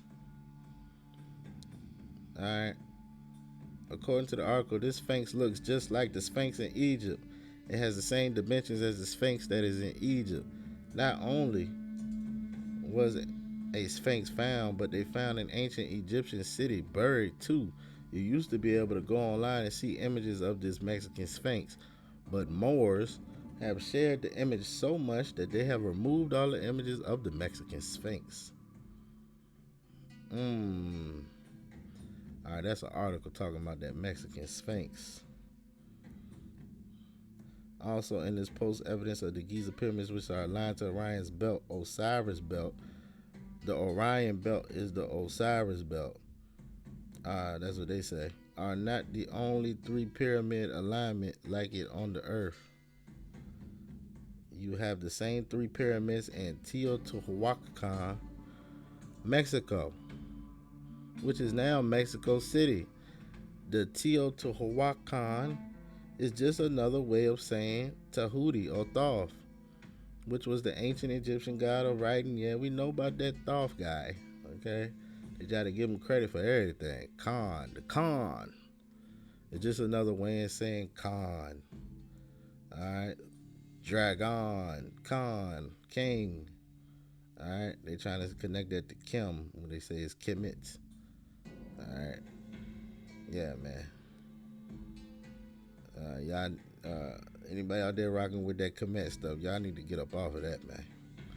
I define Teotihuacan as meaning the kings of Tahuti or Tahuti the king. So there they go, giving praise to Thoth. There they go. Teotihuacan was actually Upper Egypt, which was covered when they built Mexico City. The three pyramid alignment symbolizes the pineal gland, the pituitary gland, and the hypothalamus gland that are in the human body. All right, so they're saying those are the master glands, and there they go. All right, you know that they connect all this stuff with see, resurrecting the dead, mummies. They go so-called Christ, Osiris, right? Okay, the pineal gland. That's why they love that pineal gland, right? Alright. The king of all the glands because it is the seat of the soul, according to various mystics and philosophers. Alright. Let me know. There's deeper sciences and stuff to this. But Dolph has hijacked everything, man. And taught it to man. Alright? And they ran with it. Alright, we ain't getting into no New Testament scriptures. And they got Genesis 32:30 on here. You want to check it out. Jacob called the name of the place pineal or pineal gland. Alright, I'm about to go look that one up. The other three pyramid structures that align to Orion's belt are the Xi'an, China, the Giza, Egypt, and the Bosnia, Europe. You have four of these three pyramid alignments altogether. If you add in the Teotihuacan pyramids, this is the evidence of not only an advanced ancient Egyptian civilization, but an advanced civilization that was global. So they took it all over and the plane, alright, we ain't talking about no globes. But it was all over the world, man. Also in this post is photos of the pyramids that were found all over the world. This is evidence of the Blackamoors being a global people, because whether you want to call these people the Anunnaki, Egyptians, Hebrews, Moors, Olmecs, etc., blacks are the only race of people known to have ever built pyramids. Alright. Now see how they just grouped all that together? You like, whatever you want to call them, the blacks. Alright. Alright, yeah, man. Okay. That's why you need to know know who you are, man. Cause they'll just group you together with anybody. Just because these ancient Mers have had pyramids does not mean that they were ancient Egyptians. They were not ancient Egyptians. They were part of some global Blackamoor civilization of the time, aka Mu Atlantis. This is where you find Egyptian-looking artifacts and building styles worldwide. Alright, civilization that led to what is the Egyptian been on Earth thousands and possibly even millions. I don't know about that millions, maybe thousands, man. Thoth, aka Thought, I guess this is what they giving the credit to. The word thought comes from Thoth, was an Atlantean priest king that founded all the arts and sciences, built the Great Pyramid, was the founder of ancient Egypt in Africa. I used the hijack of hijacks. Alright.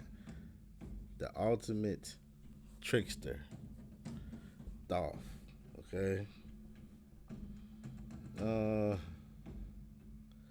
Number 3. Western scholars associate ancient Egypt with being in the Orient. Okay, now we know we in the Orient. I used to think that the Western scholars were racist or either biased when they would refer to ancient Egypt being in the Orient until I did my research. Yes, ancient Egypt was everywhere, but ancient Egypt, has her roots in the Americas, because America is the true old world. And the Orient is the East. Yes, the Orient means East. All right, we got that. We already got that. Okay, yeah. All right, Asia Major. Ancient India. Number 4, the ancient Egyptian god Horus is from the Americas. Alright, the ancient Egyptian god Horus is from the Americas because you can clearly see that Horus's pattern after the Alpamado falcon. That's the one up at the top, right? That's where you get Horus from.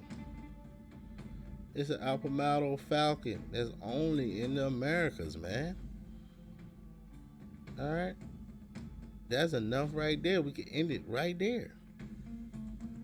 But let's keep going. Ancient Luxor was in the Americas. The ancient Egyptian city of Luxor was in Las Vegas, aka the City of Lights. What's interesting about Las Vegas is that they built a Luxor there with a sphinx and a pyramid. Luxor means light. From space, Las Vegas looks like a big ball of light. How you know, man? You been to space? Alright, Vegas is just code for Negus, Naga, which means serpent or dragon. Now that we know this, Las Vegas can also mean the light dragon. Alright, we'll go with dragon, alright? Las Vegas is also in Nevada. Nevada means to live like serpents or from the serpent. The Bible says, be ye wise as serpents. So please do not be afraid of the serpent or the dragon, right? You are the dragon, alright? You also got that dragon in your body. If you got a spinal column, stop fearing that dragon. When you got the dragon inside of you, it is the symbol of medicine and spiritual upliftment. All right, there you go. All right. Now we know the medicine symbol. They use a snake. They use a snake that's supposed to be going around your spine. All right. Which is supposed to represent the DNA. All right, but is it deeper than that though? Mm. Okay, let's keep it moving. Cause now he getting into he getting in Messiah talk and stuff and whatnot. All right, man, look, let's keep it OT, man, OT, Old Testament only, man. All right. Ancient Memphis was in the Americas. Based upon the above evidence, Memphis, Tennessee was ancient Memphis because the ancient Egyptian god Ptah and his capital city of Luxor is from the Americas, since the Americas is the old world. Number 7. The ancient Egyptian god Ptah is from the Americas. Yes, Ptah, pre-dynastic Egyptian Atlantean god, is from the Americas because his territory was Ptah, Utah, Judah territory, which covered Mexico and several states, California, Utah, Nevada, Arizona, part of Oklahoma. Additionally, Ptah was also the chief god of Luxor, which was in the Americas, as we have proven above. Okay, now you're giving credit to Ptah, man, but we know, your man Joshua came through there and conquered them holy lands, man. All right. Alright. So. Uh-huh.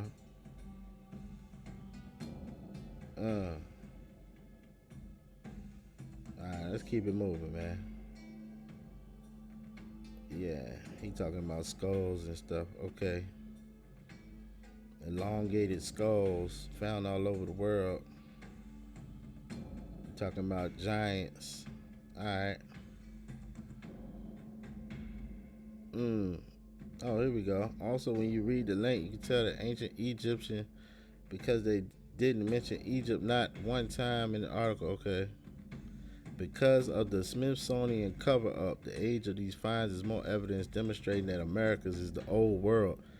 I believe that Egypt over in Africa was a satellite, a smaller Egypt, compared to Tamari or Tamarica, America, which is an ancient name for Egypt. Tamarica. Alright, what a coincidence that you have cities in Africa and in the Middle East that also have the same place names of American cities. It's way too many for it to just be a coincidence. America is the land of Shem. What you talking about, man? What you talking about, Willis? You talking about Ham? Now we know Ham invaded, but we know that it's the land of Shem, man. Alright, so this dude is coming at the Moors, but I think he coming from a Hamite perspective, man. You gotta be careful, man, what you read. The ancient Egyptian god Anubis is from the Americas, yeah. Alright, embedded in his blog is a YouTube video from Kurt Mayo. Shout out Kurt Mayo, called Anubis, found in Mexico. This video demonstrates the Xolo is Anubis, the god of the underworld. Yeah, man, that Xolo dog is Anubis. But yeah, they found that dog buried. They got mummified versions of the dog because he's supposed to be the dog in the underworld.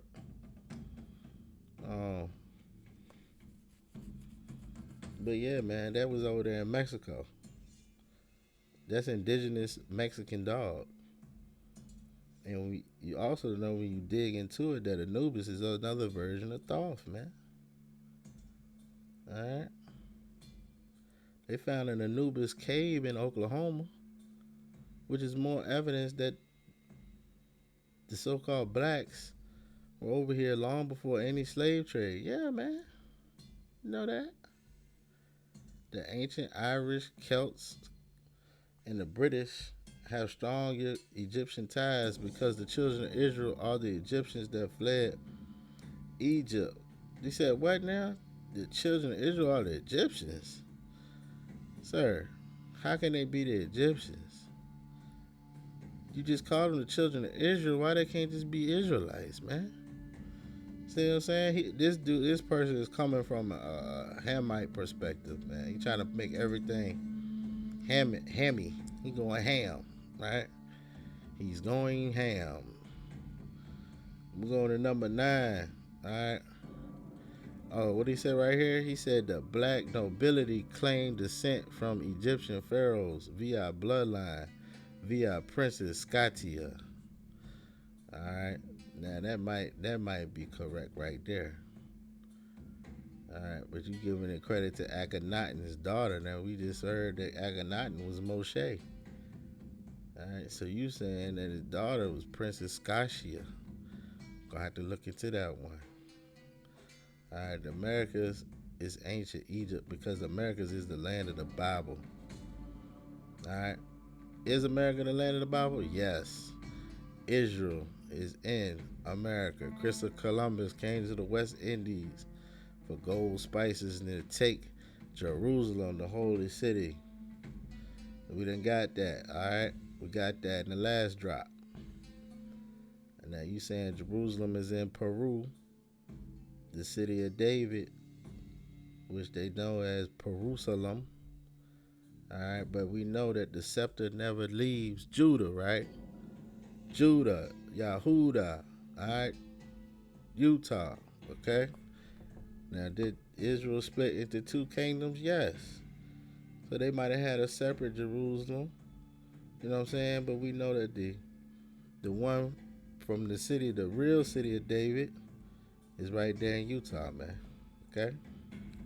And that's why I had to go ahead and go into this Mizraim, because this connects with what we was talking about on part 3. And last but not least, number 10, Peru was Heru, they say, aka Horus of ancient Egypt. So they saying Peru come from Heru, which is Horus. That's interesting. That could be true. I don't know. Gotta dig into that one. Alright. We have all become master teachers, meaning we gotta go figure out all the cultures. Well, I don't wanna say we all have to become master teachers. You need to be a master student. Alright. Because you're always learning, man. Moors, Hebrews, Egyptians, Indians, blacks. So why are we fighting each other? Oh, you saying that everybody is the same? See what I'm talking about? This that Hamite perspective right here, man.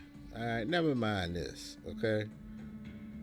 He says Rome, the eagle, has divided and conquered us with religion. Now you know the eagle represents Edom, right? And they say that Edom is the Romans, which hijacked the Romanis. All right. So just a preview. Maybe we might go part 5. We might go to Rome, man. We might talk about Rome on part 5. All right. And here you go talking about the children of the sun. See what I'm talking about? Let's get up out of here, man. Thank you for that. All right. Appreciate you, man. But you gotta get that hijack about your system. Get about your blood. Now I'm gonna run through this little quick one right here. Alright, we got another article. This gonna be a quick one. Talking about the artifacts.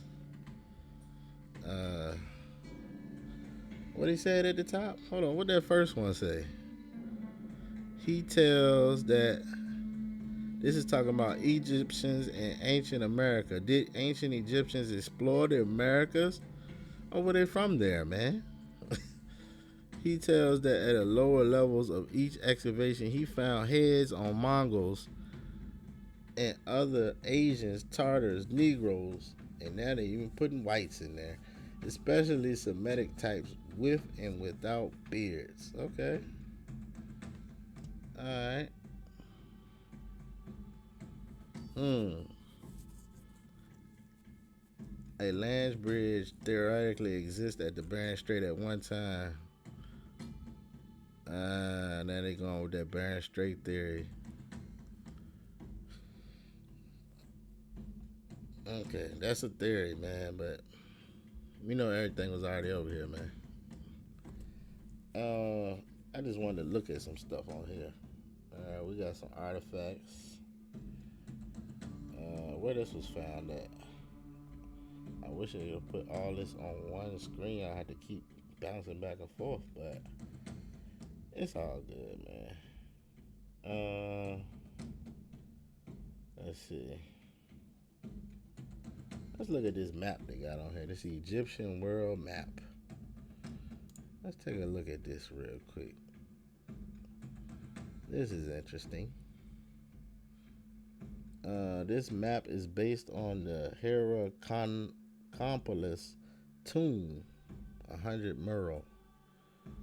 So as you can see, they got in all the way to the east is North America and South America. With India right there. Atlantis, and then Egypt. Alright. Just gonna break it down a little bit.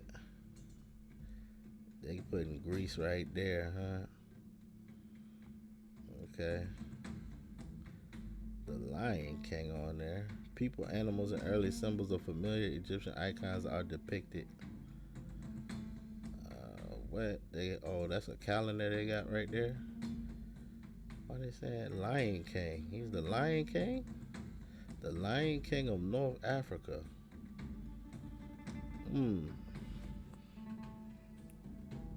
A high proud boat is the symbol of Egypt. Okay, so that's a boat right there, Egypt. Evidence of ancient horses in the Americas. So it's a donkey being held by the rope over here in South America, and horses. Alright, cool. Oh, that's it? Oh, okay. A little breakdown of that little map. Okay. Now, I know this map is not accurate, but it's interesting. It's an interesting little map. Alright, they want to talk about that cocaine and that tobacco in ancient Egypt. We got that from the other article. So, not only was the presence of cocaine and tobacco established, but cannabis as well. Apparently, pot and cocaine use was fairly common among the Egyptian elite of antiquity. So the elite Egyptians was getting down, huh? Approximately 3,000 years ago, the mummified body of Hennet Tui was laid to rest in the desert tomb of ancient Egypt. Let's get this a little bigger. During her long sleep, Rome rose and fell. The Dark Ages came and went. Europeans, from Napoleon to the Brits, conquered her homeland. And finally, in the early 1800s, the immortality her embalmers had sought for her was attained when her tomb was plundered. Her body preserved to the consistency of beef jerky. What? Her body had the consistency of beef jerky. Found its way to Germany, a museum in Munich, and during toxicological testing in the 1990s was found to contain large amounts of that cocaine and tobacco. Alright, so they're calling it the New World, but we know they're talking about America. They're only found over here. It should not have been attained by ancient Egyptians without contact with America. So we already know, okay? Yeah. So this is another sign to tell you um, it can only have been over here because that's indigenous to the Americas, man. That white and that tobacco. All right, we already went through this article right here, talking about how the Smithsonian be covering stuff up.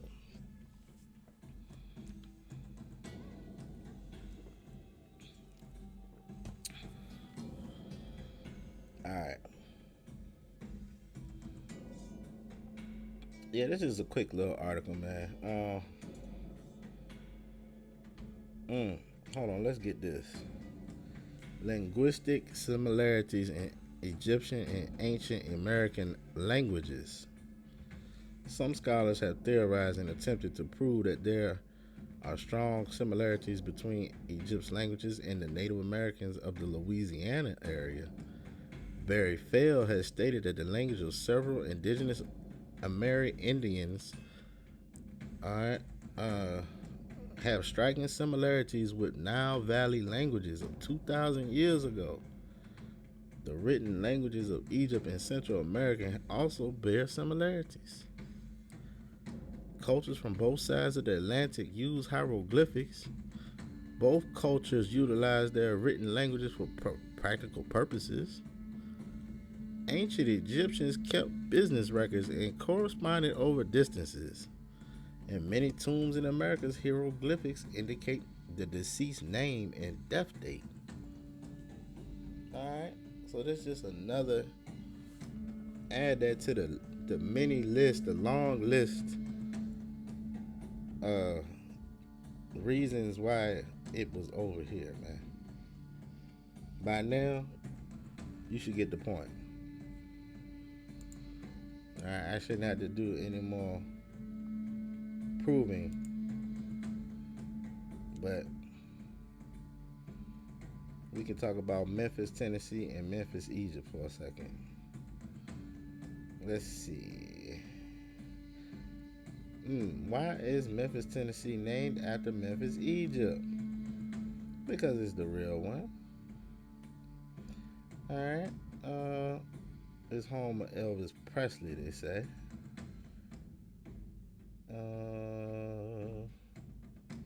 Let me see what I want to get out of here real quick.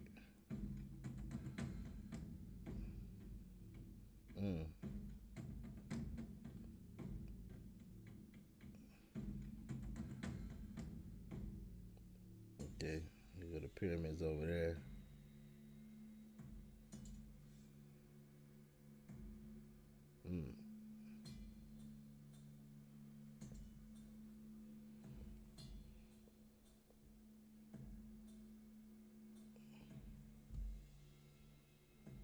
Alright, this is the Memphis over there. In the so-called modern Egypt, right?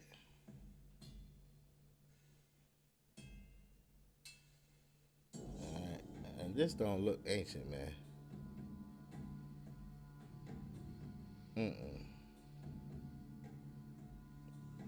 This don't look ancient.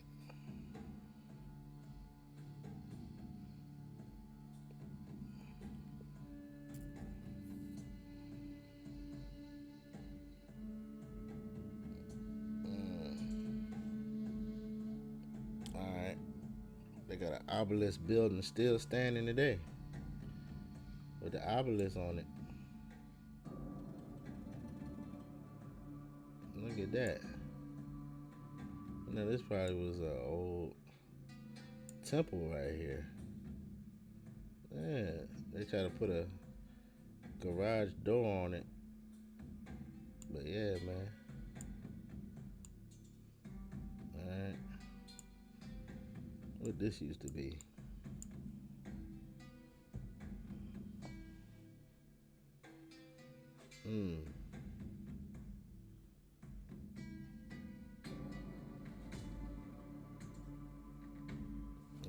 there's a pyramid right there in Memphis, Tennessee, that they've just turned into a Bass Pro Shop. It's the largest Bass Pro Shop in the world. Mm. Inside of this pyramid, you're gonna find a bowling alley, numerous shops and restaurants. Wow, that's what they did with it, huh? Okay. Mm. Yeah, I just wanna look at this stuff now. Ramsey's the Great Exhibition. So this is they're calling this a replica. This is the one in Memphis, Tennessee. All right, of Ramses the second. Right? They said this is a replica, and this is supposed to be the real. Take a good look at it though, man. Come on, man. All right. This look way too clean to be old, to be ancient, man. All right. This one look ancient.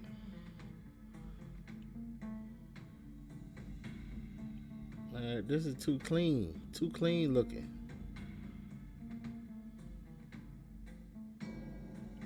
Mm. Okay. They saying this the original. The Memphis Zoo. Take a look at it. We just looking at it. I'm not gonna read through all this. Uh, this is the Memphis Zoo. Today, they turned it into a zoo.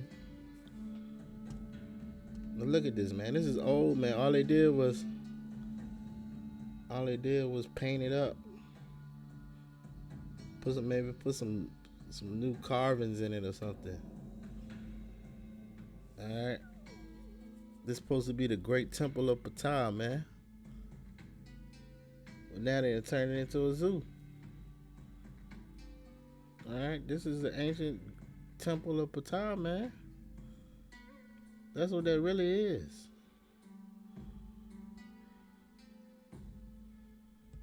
Mm. Mm. All right. You got this statue of this cat country, as we know some did worship cats. They considered cats to be sacred. Now they saying that this is a replica, just like that Ramsey statue, right? Look, this supposed to be the original. So why everything looks so clean and crisp over there, man? All right, this is supposed to be over there in Italy. This is supposed to be the real one, but we know they backwards, man. This is the real one, man. This is the real one right here. All right, and here go the fakery. That look like it's made out of dust, man. All right, what else we got? Artwork. What is that? All right, yeah, man. Mm. That's interesting, man. That's just a little comparison. You got Memphis over here, then they got Memphis over there. All right, you see the real versus the fake. Let's keep it moving now. Um,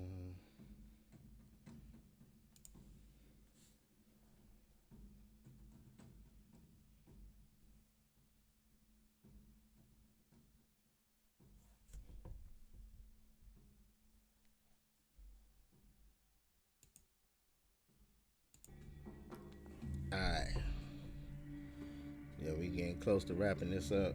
Uh, Another one from America is The True Old World, Volume 2. This is the actual cover of the book.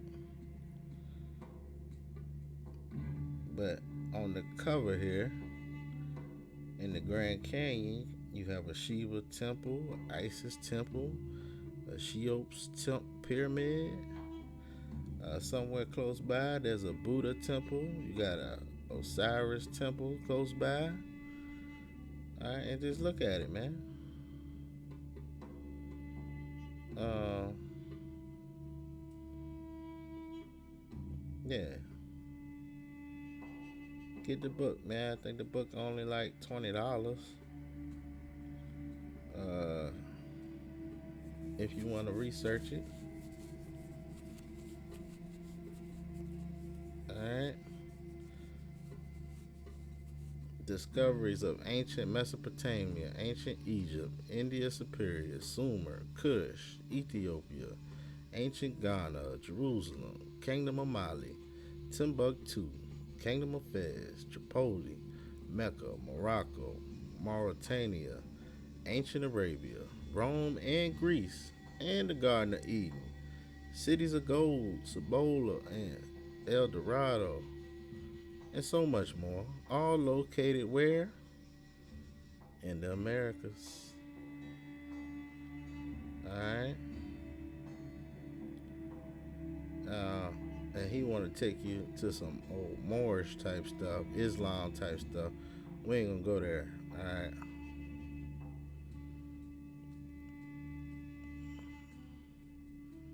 Yeah, but I just really wanted to show the cover of this book.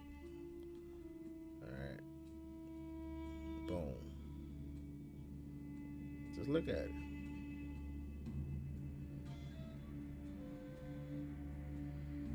Alright. It looked like these used to be temples, man. It looked like a temple, man.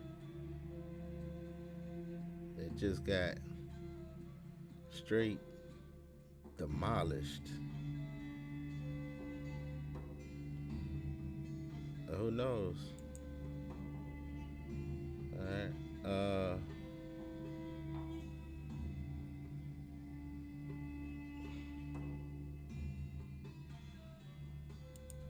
Let's talk about some mounds real quick.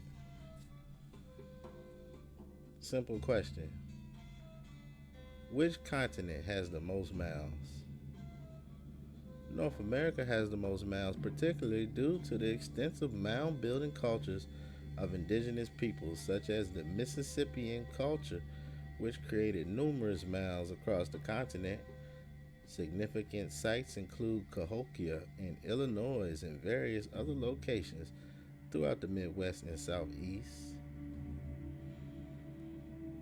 Alright, North America, mounds is everywhere.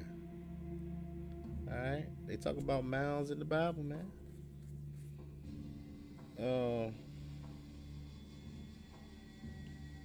What I was looking at. Let's get a picture of these mounds. Let's look at some of these mounds real quick. Alright, we getting close to the end. We just looking around now. We just checking things out. That's that Serpent Mound. I think that's in Ohio. Alright. I know a mound not too far from me look just like this one right here.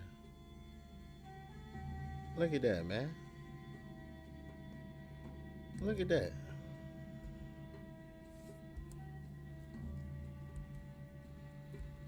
Alright.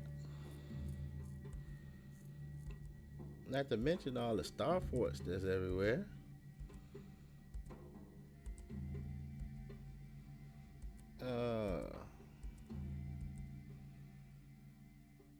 So yeah, here you go. This give you a little inside look of what might be going on the inside.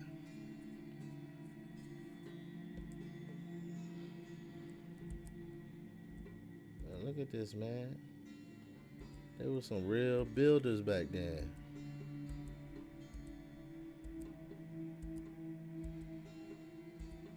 That's amazing. They can just take the land and do whatever they wanted with it.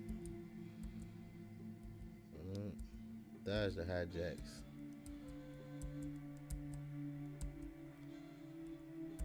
Who we got right there, man? Who was that?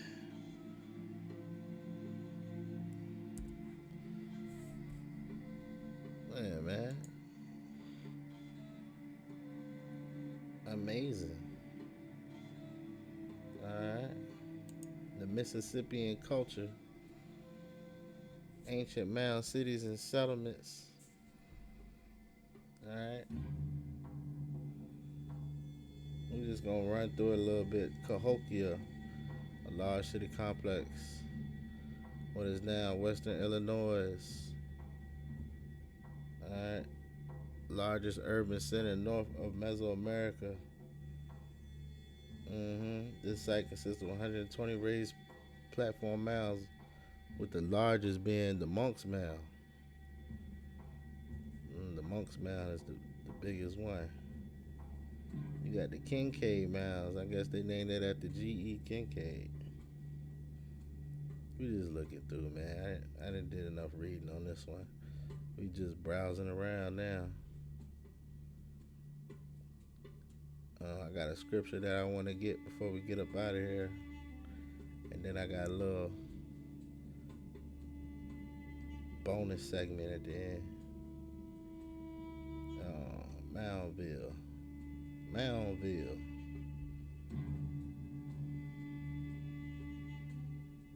Look at that, man. Mississippi.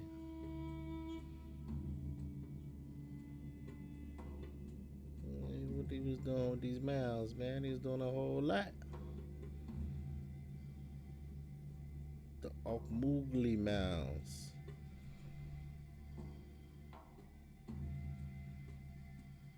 Mounds everywhere. Emerald Mound. A lot of them has got perfect geometry to them too. What's this?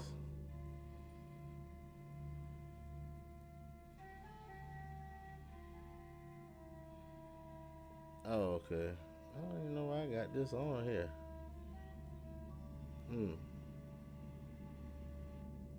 Myths behind the mounds. The word used for tombs is Mister, translates as pyramids, and was written using a pyramid hieroglyph.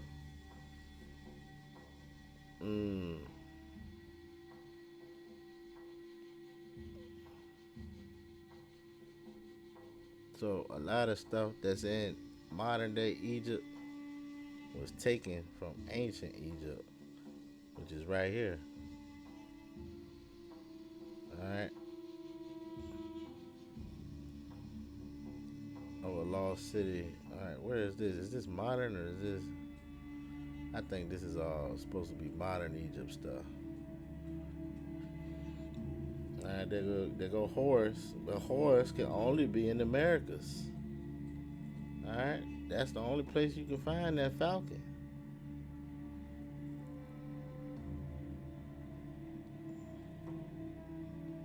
Now, some of them was cemeteries.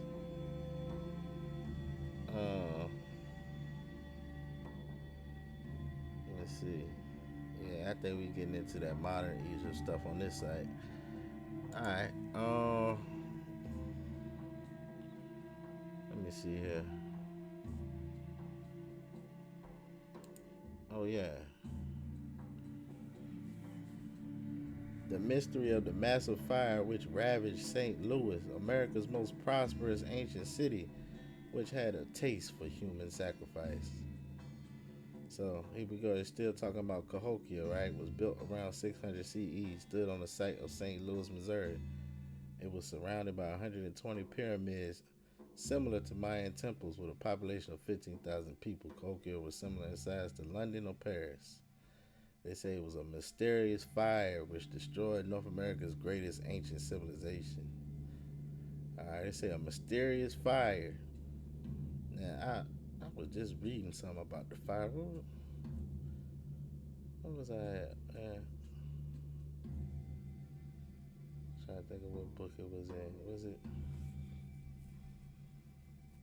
Um,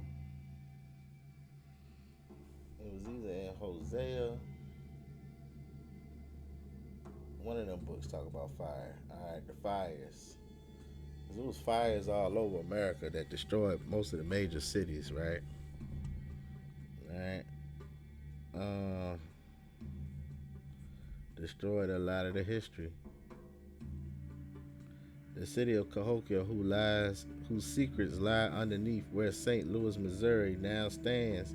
All right, Missouri, Mizraim, right, was ruined by a huge blaze around 1170 CE. Following the disaster, the Native American city changed dramatically.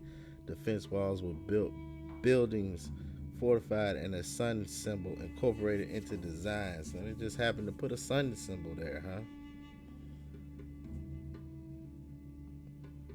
But yeah, man. This is supposed to be an 1887 illustration of Monk's Mound, blown a little out of proportion. Yeah, okay. Like the Mayans, the civilization was known to make human sacrifices, including dismembering and burying people alive. Now, it's just when Israel was messing up because they said they got worse than the people that was around them, man. They took it to the extreme. All right. The fire was a major event in the city's existence, and there was almost no one left. It lost power and never regained its reputation. So here's a map of Illinois with what they got on here. Oh, Tamoras. Look, Tamorius. Tamori. That look like Tamari a little bit. Tamori. Right? Tamorius appears on the map in 1718. Mm, Mississippi. Alright.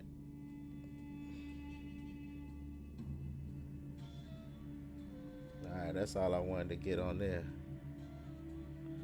We got a quick little video, and then we're gonna read some scripts. Alright.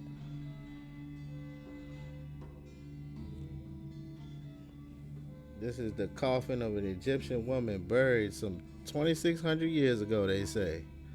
Shows marks made by looters who cut into pieces for shipping by express mail. Now, look at here.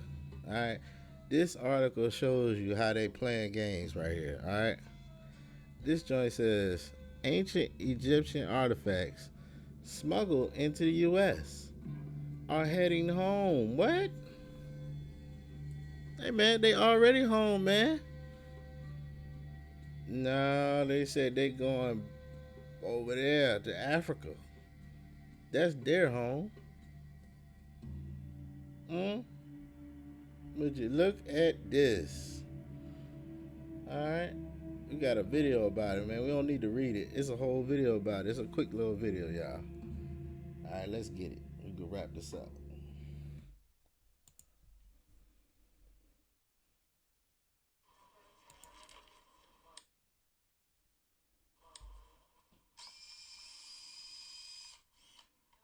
We're looking at a series of artifacts that actually came from Egypt, were stolen, recovered by U.S. customs agents in the United States. We have just a few artifacts that are going back to Egypt from a major antiquities smuggling case that included artifacts from Afghanistan, Yemen, Iraq, Syria, and Egypt. And here we've got a selection of artifacts that span some 2,000 years of antiquity. We initiated a very large investigation, and we ended up discovering a significant transnational criminal organization that was involved in the looting and selling of all kinds of artifacts. There's very minimal risk and a huge reward for these people to commit these crimes. These kinds of smuggling efforts, they're basically organized gangs use the proceeds for further illicit activities, including in some cases terrorism. These are part of our heritage, of our history, of our civilization.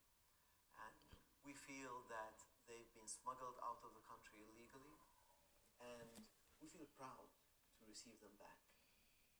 I think National Geographic has been, over a number of decades, a partner to Egypt in preserving antiquities, in making our history more available. And it is normal in that sense that National Geographic is hosting this event here. We've got a couple of objects on stage. We've got some wooden boat models that are more than 4,000 years old that were used as models for the deceased soul to go to heaven. We've also got some mummy sarcophagi here, one that's 2,600 years old and one that's about 2,000 years old. They're all incredible. The point of returning them is not only just to have the objects go back to Egypt, but also to raise awareness that if we know that these things are illegally shipped out of Egypt, then we shouldn't buy them. We should send them back. Even though these artifacts are very beautiful, they're more beautiful and more meaningful when they're back at home.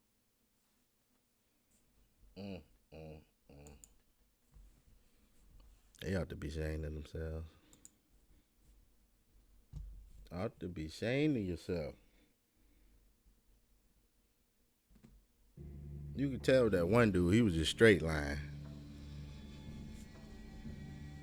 So, that's how they like to steal, man. Alright? They say some loot. It was smuggled into the U.S. How'd they get here? Take them back home.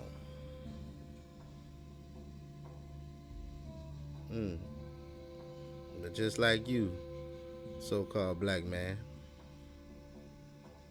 you're already home.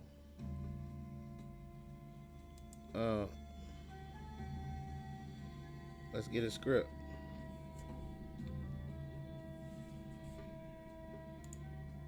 We going to Isaiah 19, y'all. Talking about the burden of Mizraim. This is verse 1. Behold, Hawa rides upon a swift cloud, and shall come into Mizraim. And the idols of Mizraim shall be moved at his presence, and the heart of Mizraim shall melt in the midst of it. And I will set the Mizraim against the Mizraim, and they shall fight every one against his brother, and every one against his neighbor, city against city, and kingdom against kingdom.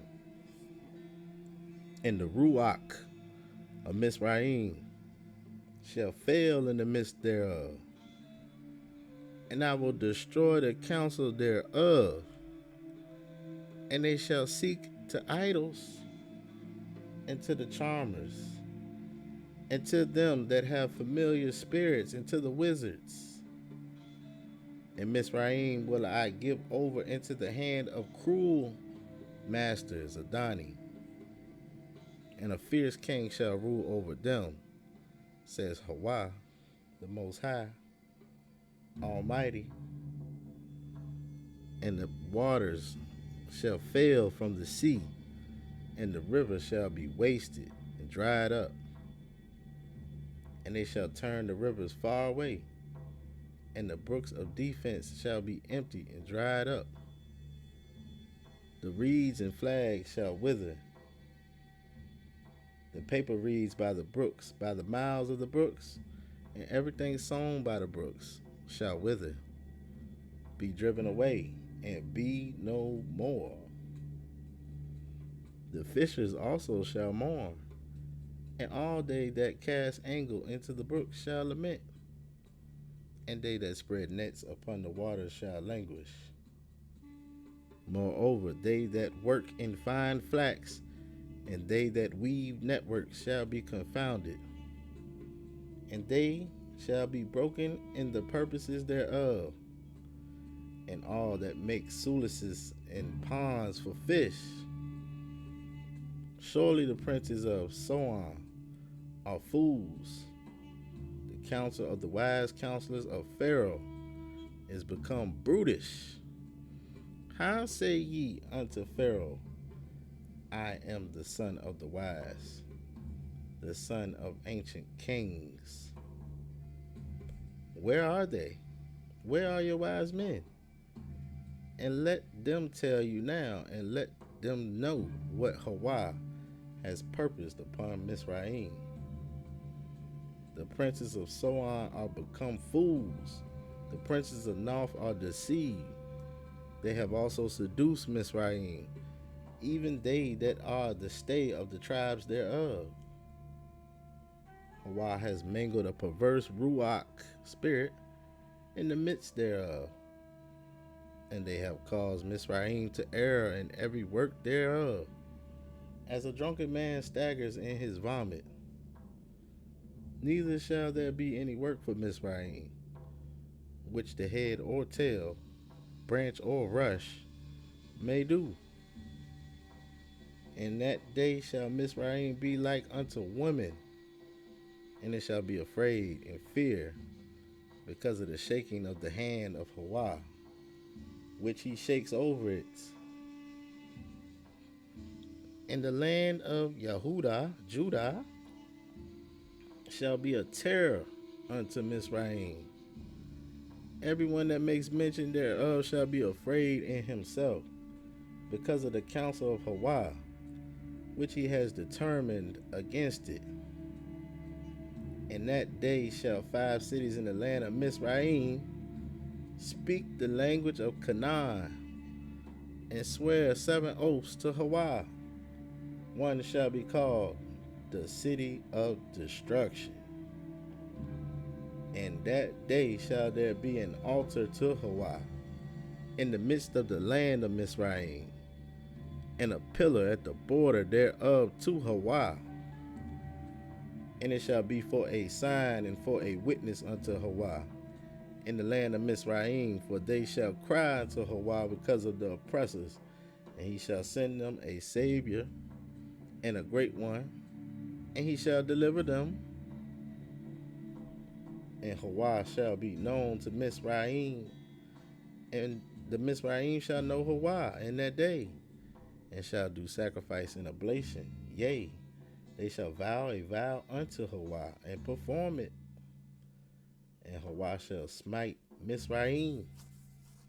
He shall smite and heal it, and they shall return even to Hawa. He shall be entreated of them, and shall heal them. In that day shall there be a highway out of Mizraim to Asherah, Assyria, and Asher shall come into Mizraim, and Mizraim into Asher, and the Mizraim shall serve with the Asher. All right. In that day shall Yasharel, Hawasharel, Israel, be the third with Mizraim and with Asher, even a blessing in the midst of the land, whom Hawa shall bless, saying, Blessed be Mizraim, my people, and Asher, the work of my hands, and Yasharel, my inheritance. Alright, all praises to Hawa. Now, if you've made it this far, shout out to you. Alright, you the real MVP. We got a little bonus drop because I got curious when I was reading this, man. I was thinking about verse 18, right?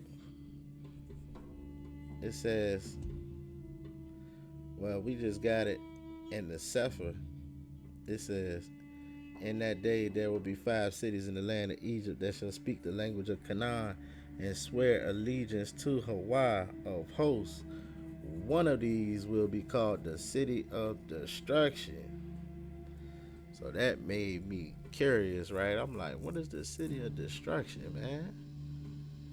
So I looked it up, that same verse, And a different version will tell you the city of the sun.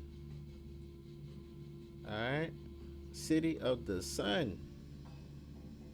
All right, and then one of these cities will be Heliopolis. Heliopolis. All right, Heliopolis, the city of the sun. All right, so they got different wording with different versions. When you get to the uh, Septuagint, it's gonna tell you this. The Septuagint is the only one that's gonna tell you that one city shall be called the city of Asadek. I was like, what? Who is Asadek, right? So I looked up Asadek.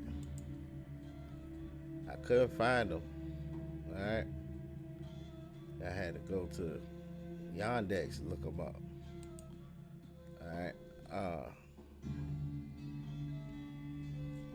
Then I found him.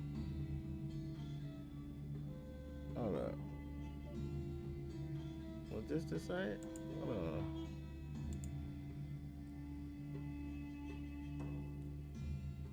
What's that name, is it? Oh yeah, this is it. Okay. Alright, so this got names, right? A bunch of names on it. I couldn't that word is not nowhere else in the Bible, Asadek. Or any of the scripts. I couldn't find it nowhere. I'm like, what is Asadek? The city of destruction, right? So when I got to this site right here, where is that? Hold on, we gonna get to it. We gonna get to it.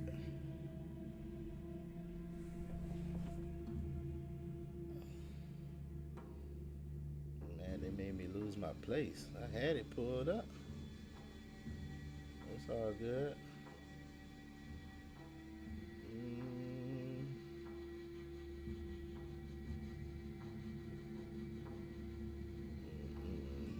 Hold on.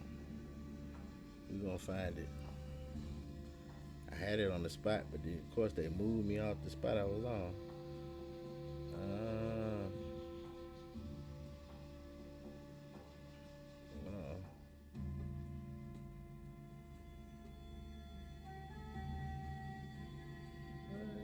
Where's all that?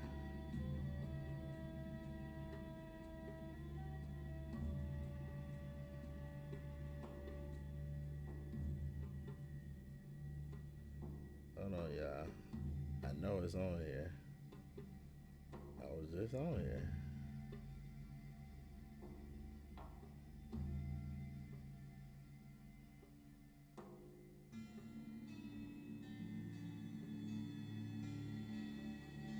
Oh, really? Now I can't find it. Hold up, man. I think I'm overlooking it.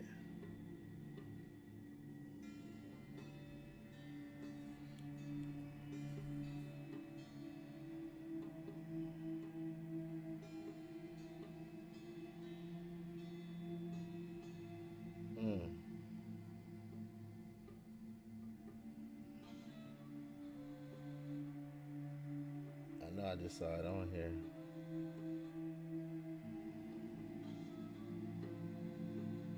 I guess we just catching a vibe right now. Hold on.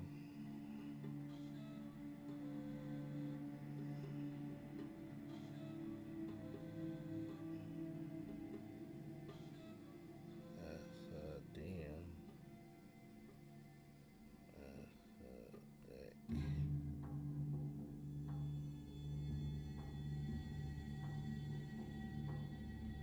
All right, there you go. Okay. Asadek, all right. Asadek. All right, spell it with a K or a C. All right, this is a place in Egypt. Isaiah, the prophet, predicts the future of this place in Egypt. Remember, however, in Hebrew, this name should be written as Aries. which is dryness in the sun, translate into clay, probably designated either Heliopolis or Ostracenus. Alright, so I said, what? Aries. Alright, so then I had to go look up Aries. And wouldn't you know it? I know I had seen that name before. That's actually a Greek name of a Greek god. Alright, fake god, no god. But this is the god of war that was known for his destructive behavior. Alright, that's why they got the city of destruction. Alright. Who is this man? Who is this dude, man? Alright, this is homework for the class. Y'all bring me the homework in the comment section on who this dude is. While it is known that Athena was also a goddess of war and a sibling of Ares, the two couldn't be any more different. Athena was known for her knowledge and strategies that were associated with war, while Ares was known to be personification of violence and rage.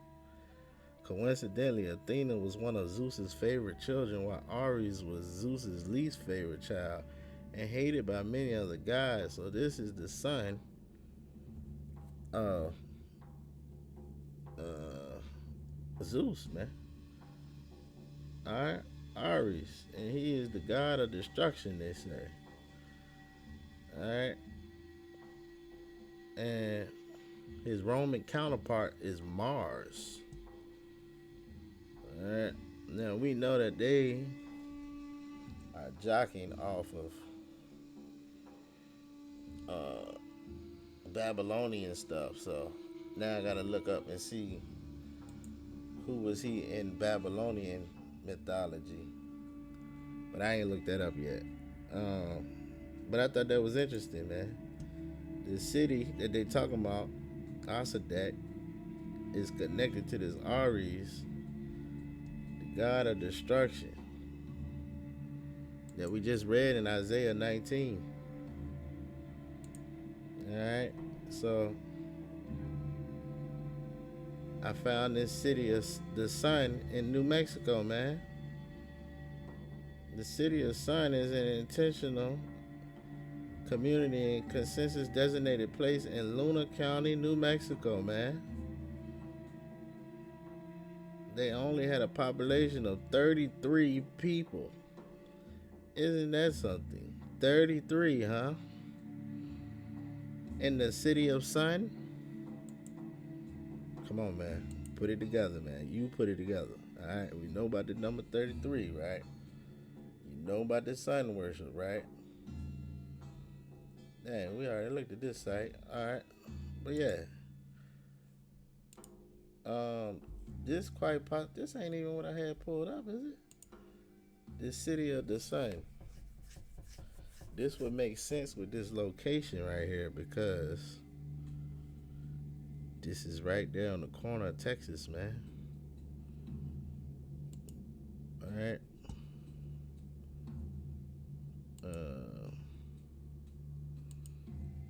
Here you go. Oh wait, this ain't it. Yeah, city of the sun would be right there. Alright, in New Mexico. So if Egypt is in this area, I guess it would be right there on the side of Egypt. Mizraim. I thought this was interesting, man, when I looked this up, man. This connected to Ares. We'll have to look him up and see who he is, because it's probably based off of a real person, man. Alright. A lot of that mythology is just based off of real people. But we found the city of the sun, the city of destruction. Alright, right there. Alright. And this has been Hidden Holy Lands in America, Part 4. For sure. And I'm glad you was here with me. Made it through. All praises a while, man, for another one. Um, you enjoyed this video, you can share it with somebody for me. You like it, leave a comment, Let me know what you think. Let me know if you found something you want to talk about. But I'll catch y'all on the next one. Appreciate y'all, man. Love y'all. All right. All praises. A while.